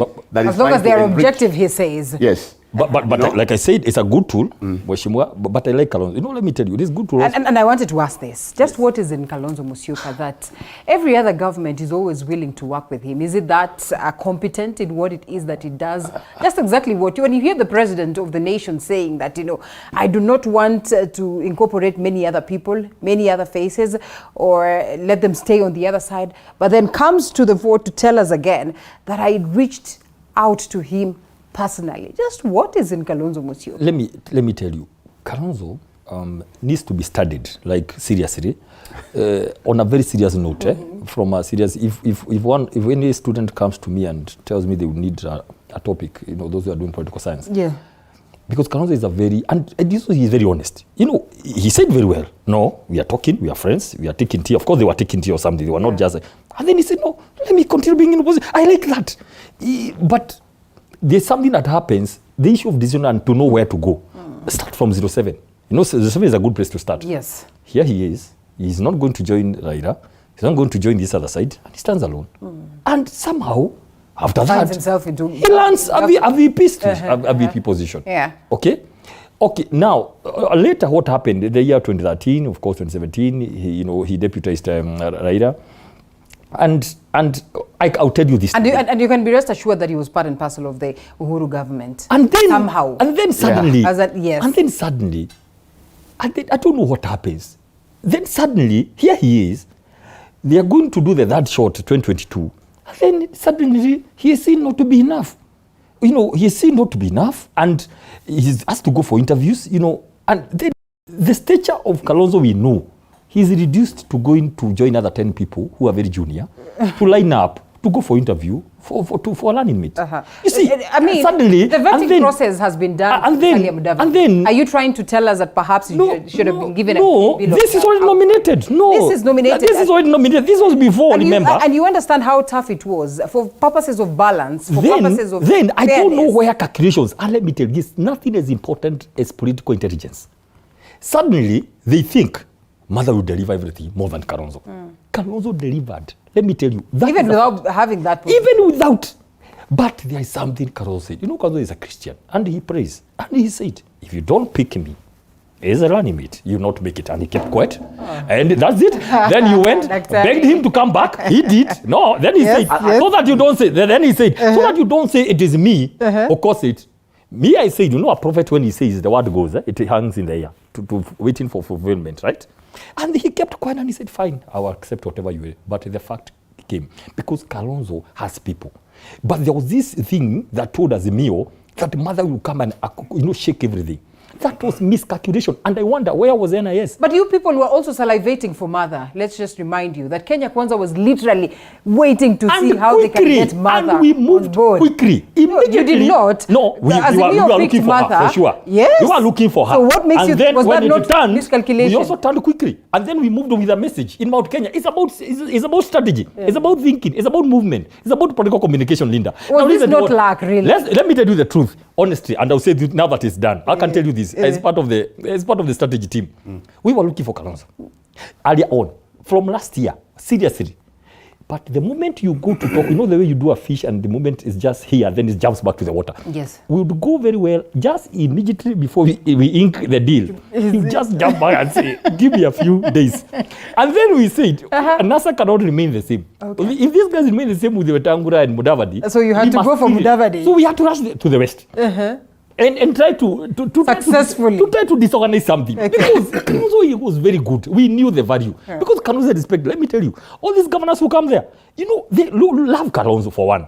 All the governors who come, we are the kingpins. One day, they all met. We knew that is the end of Kalonzo. When Alfred Mutua and Charity Ngiru and who else? This other one, Kivuta Kibwana. They met, they had a declaration, they had rallies in the 3 counties. We knew he was. But suddenly, surprise. Just comes back, and he's a kingpin. So, but the issue of making a decision, that's what, like now, maybe he's thinking, no, let me not go to Kenya Kwanza, because as it stands now, Raila may not run in 27. But really, he has to make such calculations. But wisdom will dictate, and would it not be an end for him, perhaps? Let's just take it from you and take it to, if he decides to work with Kenya Kwanza today, that would be as good as done, I would want to assume, because then you do not want to tell me that the current president really seeks to hold this position for only one term. I think if you critically look at it, Kalonzo has numbers. People might say they are fewer, but you see the cohesiveness within the combination is not being shifty like. Could you imagine a similar arrangement behind Wetangula or behind Musalia as the Luhya nation? But you see, the Luhya nation has always kept shifting. It's kept shifting. Goes to Tinga, slightly to Mudavadi on the Vihiga side, a bit of it in Bungoma, going to Weta. Then, of course, Eugene crosses a bit in Trans Nzoia, picks 1 or 2 there. But Kalonzo one is intact. We're talking of close to 27, 28 parliamentarians, close to that. So, it is never shifting. So, you cannot wash away Kalonzo, and he's built it over time. And you see, for indecisiveness we keep talking about, already is projecting. And I know that there might already be thoughts, shouldn't we have gone for Kalonzo? You know, there's also that thinking now. And the way Kalonzo is positioning himself, you know, using his number that are never shifting. You know, by the end of the day, is in politics, what are you bringing on the table? But how much of a difference would it have made if they went for him? Because after all, the numbers he delivered. Yeah. Whether he was picked for that position of deputy or not, he delivered the numbers. Yes, it delivered the numbers. But again, going forward, that is why he probably says, okay, let me hang on where I am. Yeah. And then see what happens in 2027. So that's a political move for him. It's a political move. Being somewhere. Would he not be swallowed into this Kenya Kwanza? Leader, I'll tell you seated here because we are talking. Yeah. And we are giving people, you know, we are talking about today and tomorrow. Yeah. I mean, because you cannot and govern. Yesterday. And yesterday, yes. Past history is very important. Yes. You cannot govern without looking at where we are going. I will tell you this. And I'll say this from what I know. The confusion that we had the last 5 years of one president, the deputy in one government, they are not talking, you know, like that, you know, like a problem, you know, in the family. It's very expensive for this country. We want a lot of harmony going forward in the next many years. When you are in government, we want something learning. I can tell you this. The trajectory the president is going to learn on, I can tell you this. In this country, 47 counties, looking at where Kalonzo will come and get the whole numbers, even in Mkambani, we're very difficult 27. Let's be very candid. Let's be very honest. Because we want to continue. If it works, why fix it? Kalonzo will find very difficult holding that numbers to go to opposition. Let's just talk about Cumberland. Why? Because of the approach of the president. Okay. Please, you never give me votes, but I have no problem. Yeah. I am the president. But we have seen most of the presidents do that. No. This is very How serious. different is No, this one? already the Ukambani alone has 3 CSs, right? Yeah. Already. Ukambani with those few, we don't look. He's not looking at the few votes. He's saying, look here, me, I love you guys. I have no problem with you. Kalonzo is also my friend. We have been talking, and I have nothing possible. Look at that today. One day, the president went to Kitui That's a huge during the impact. campaigns. Yeah. Remember? Yeah. And he said openly. By the way, if you see Kalonzo, imagine in his own hometown, he did the 3 That learners. is so strategic. And he said, no, this is sincerity sometimes. Okay. Please, if you see Kalonzo, I have nothing, let alone yesterday, because yesterday he was the president. That time, if you see Kalonzo, tell me I have no problem with him. I'm looking for him actually. Look at that. So the president is saying, the president is saying, no, look at it. The president is saying, me, I'm willing, even if whatever happened, Mutua, CS, I always say that's a senior most, position in the land. We have the lady. We have the lady, Yes. Malonza. Yeah, Malonza. We have the CS, Monica Juma. At the highest level, he's saying, look, me, I have nothing. Actually, I would want us to work together. Let me ask you, if he goes on with that program for the next 5 years, in 27, Kenya Kwanza will receive all the seats. We talk about. So Kalonzo is better now to say, the lack of Kalonzo may be learning thing. Whatever he has done over the years could be okay. I'm just saying could. We are using subjective. Let's turn on the other side of the coin. Suppose he comes. Suppose he comes. Because he's likely to. Well, I mean, you're saying let him come. And we have seen that happen. Now, he's asking a very good question. Kalonzo has so many things he can be able to do. Government is government. Government is not something when you know that it's filled the way you are seeing with your eyes. There is so much he can do. You want to give an ambassadorial position to a person who wants to be home and campaign for 2027? No. And tell them to go to China or to another country? Kalonzo is go to South Sudan. Go to South Sudan, manage the peace. Kalonzo go to DRC. It's beyond small positions. And that is not small. But was given to Uhuru, no? But I can tell you. Yes, for peace talks, yes. But I can tell you. That is for rich. Let me ask you a question. Let me ask you a question because I'm not the private secretary to the president. I may not know the details of what they were discussing. But let me ask you a question. When the president calls Kalonzo after he's president, and they are talking, maybe he was thinking of a ministerial position. No, don't you think he had a very senior? He had a very good deal for Kalonzo. Yes. Let's leave it there. Yeah, okay. Because, can we leave it here? Yeah. Can we close the show then? The president must have had a very good idea. Okay. And the thoughts perhaps could still be standing here. Yes, and the deputy says, well, we do not understand this guy. But what he has not answered, despite all the good things they are saying about Kalonzo, why did they pick him as a running mate? Maybe he would have, done something else, his magic across the country and under the votes. They miscalculated. So Kalonzo is here now, you know, very good guy, and we are, Kenya Kwanza is eating to that Cumberland thing. I can tell you 27. It will be a whole different. Oh yeah. Why do you think? Like the mountain was. Why do you think the president knows? You have votes, but it has been difficult getting you guys. Now take the 3 CSs. I'm going to give you PSs. I'm going to come here, do ABCD, do water dams. Now today, Machakos was not in the ASAL countries. Yes. It is today. It's going to receive maize. I mean, the president wants to touch every part, Vihiga, everywhere. The Azimio, the traditional Azimio areas. And sorry, I'm just saying, because even you would want to move on with the shadow. What is the purpose of the shadow? Okay. Is to put.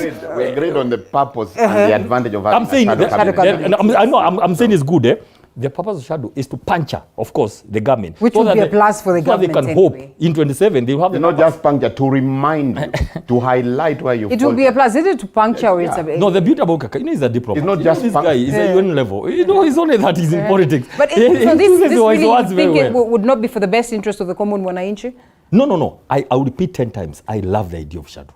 It's a very, like I said, and let me repeat it again before I started. When others are doing governance, we expect shadow cabinet, the opposition, the media, civil society to check. That is what is needed. We cannot have everybody praising. Let other people work as others remind them. There's this to be done and all that. That's Gentlemen, you know, we haven't spoken about the tax, but there's really nothing much to talk about. When the president says that we have 200 billion money spent for food imports, it will be necessary for us to have these ones back at home, and, you know, we put that to use. But above everything, he reminds the people of the importance of paying tax. In this time and age, really, should we be reminded of that? No, tax is an obligation. You know, it should be part of us as, you know, as a country, as a people. That is our obligation. We should not be reminded. Right. We should take it upon ourselves. And if you look at our current economic situation, without taxes, with all these ambitious projects that His Excellency the President talked about, it will be quite a challenge. Right. But critical here I want to point out is it starts not just about us collecting taxes or us being responsible, but I think the tax authority, which I think has been KRA, Kenya Revenue Authority, should not be an authority again. I think that was pointed out by His Excellency's parliamentary opening speech, where we talk it has to be a service. Yes. But we need to start by, you know, first of all, revamping it, doing a proper overhaul in that particular service. Yes, the name has changed, but we need to change it starting from the top management. Today, as we speak, the staff at KRA are so demotivated. We were like about 88 of them which were sent home through profiling. If you critically look at that breakdown, you'll realize that they are actually from some specific communities. The staff there live in fear. You cannot follow up on the taxation issues. You know, it's just become sort of you know, an agent where you're saying go chase someone because they have taxes, they are not aligned to this. So yes, the service has changed. Let's change the entire setup there in terms of human resources. Let it be a service. But again, for we as Kenyans, let's take the responsibility and know that it's our responsibility to ensure that we pay our taxes and we pay our taxes timely. That is the only way we're going to support to ensure that, you know, the programs that have been put in place are sort of effected. But at the same time, as we pay our taxes, we expect that this government will ensure that those taxes are put in the right use. We don't want to see wastage. Well put. The president speaks of those ones that you know, have lots of those ones that are rich, to be the chief evaders of tax. And so it looks like we already know these ones that evade tax. What needs to be done to those? Actually, the president leader was very diplomatic. Actually, he was very diplomatic. Let's face it. Kenyans don't pay taxes. Many people don't pay taxes. And I will say this. Also, KRA, I want to use good words. They are not as aggressive as they should be to simply widen the base. That's all. Let everybody, small or big, pay. But the problem, because I don't know of lack of strategy and expansion, you know, like a wide view as opposed to a narrow view, they go to the same sources for years. You deplete one source. You go eat in one person. The same people. The only people who maybe pay taxes like a mass, public officers, because 30%, I mean, you don't touch it. It goes. But there are so many others. Why only target the 1 million who are public officers? And there are other like 20 million. Even if it's that 20 shillings, 40 shillings. Let the KRA service, I mean, it's going to be a service now, simply broaden the tax bracket. Let everybody don't pay tax and let that tax go into the coffers. Now, the big problem happens in the counties. They are part of government. There should be a centralized system, much as their governments with their own, and they are left to decide whether they are going to go manual or electronic. There should be a system, a policy that everybody should go digital and they should be monitored. Whatever counties are correcting. Why is it that counties project 2 billion and they get even they cannot even get 1.5 or even 1 billion? There are issues about tax. We are not serious. And let me tell you, look at the Western countries. The issue of tax is a big issue. You cannot evade. You cannot fail to pay tax. Yeah. But here, we want to eat more. We want to keep on talking about many things. I can tell you it's possible to hit the 3 trillion even more. It's possible if we all pay taxes. But now the question is, you're talking about rents and all that. Oh, what I'm against is punitive. Don't target, don't be lazy to target what you can see. Okay. Can everybody pay nicely? Yeah. Let me tell you, you can come talk to me, Linda. And when I see the sense and the way I can see it makes sense, I'll actually be willing to pay. But the moment you come and impose a huge, I'll run away. I'll begin looking for ways and hiring accountants who are going to convince the KRA that I cannot pay. Yeah. Now, tied to that, and you allow me for 1 minute, please, I want to put it very clearly. The hustler fund thing has been misunderstood, and it's unfortunate. I'll go to mathematics. If you go and want to borrow 100,000, a small trader, I mean a medium trader, somewhere, importing maize and all that, very quickly, listen, previously, you'll be asked in a whole year, you're going to pay only 9,000 out of 100,000 in a whole year. Notice the difference with the banks. Okay. In these other things, the people who have been speaking on the ground, they go borrow that money, they pay every 1 day. That Shylock thing, because, they don't have money. Yes. They'll be asked to give whatever. You pay that money, that 9,000 per day. I give you 100,000, I want it by 10,000. At the end of the day, others you negotiate maybe a day or two, but it is per day. You end up paying like 3,000% in 1 year. So we are saying you can take the 100, use it. You imagine, it's yours. You pay only 9,000 at the end of the year. But because of lack of information, and that's why I'm saying, but now that is the ball's on your court. That is to make the people understand some more. I'm a communicator, but the argument was, we have to close. We have to close. The argument is that stick to your promise. No. Where in this world, Linda, we are going to have 0% staff? Nowhere. Where? In this world. Now, gentlemen, I'm saying this. This is only a whole year. You'll be given the money multiplied. Now, listen, the whole of issue of savings come in the whole thing. It's a whole product, right? Where, whatever you save from this money, government is going to top up ×2. Now, where have you ever seen such a scheme in this world? This is a first. And those are the things I'm saying. When you are talking about hustle, they should get researchers. It is one thing for it to be a first, Daktari. It will be another for us to see it successful. The savings that's going to happen in this nation in the next 3 years. Looking at this concept, it's a very simple one. Do you know what is happening here? Beyond going to the big guys, we are targeting everyone. Everyone will get the money, they will save. We are going to have money which we can be able to borrow instead of borrowing from China. And then we are going to develop this place. 9% is still expensive. You said it will be 0%. We don't agree. There's an administrative cost in terms of personnel and in terms of software to run the fund. So what we are saying, 4% maximum will be reasonable. So in that you're talking about, instead of the 9,000, maybe pay 4,500. That is why it's there. That is my message. Thank you so much, gentlemen. Honorable Kakai Bisau, Member of Parliament of Kiminini, as well as Dr. Peter Mbai, governance expert. Asanteni sana, gentlemen, for the great insights. We shift gears to matters health in a bit.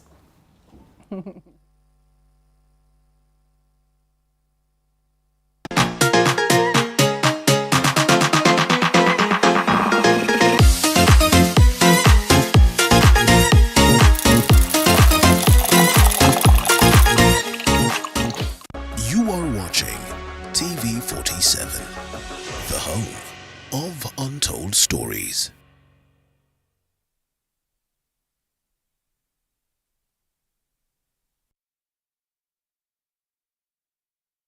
I had a rumor that celebrities are fully broke. I heard that X doesn't really sing their own songs. We don't deal with the rumors, we deal with facts. debates. Consistency will bring hadi place make what is high. You didn't jump into media immediately. No. And every Friday, Karen Karimi sits down with your favorite celebrity on Friday. And every Saturday, I, Stanley Nyaringita and Mudhoni Maina sit down with your favorite artist to get the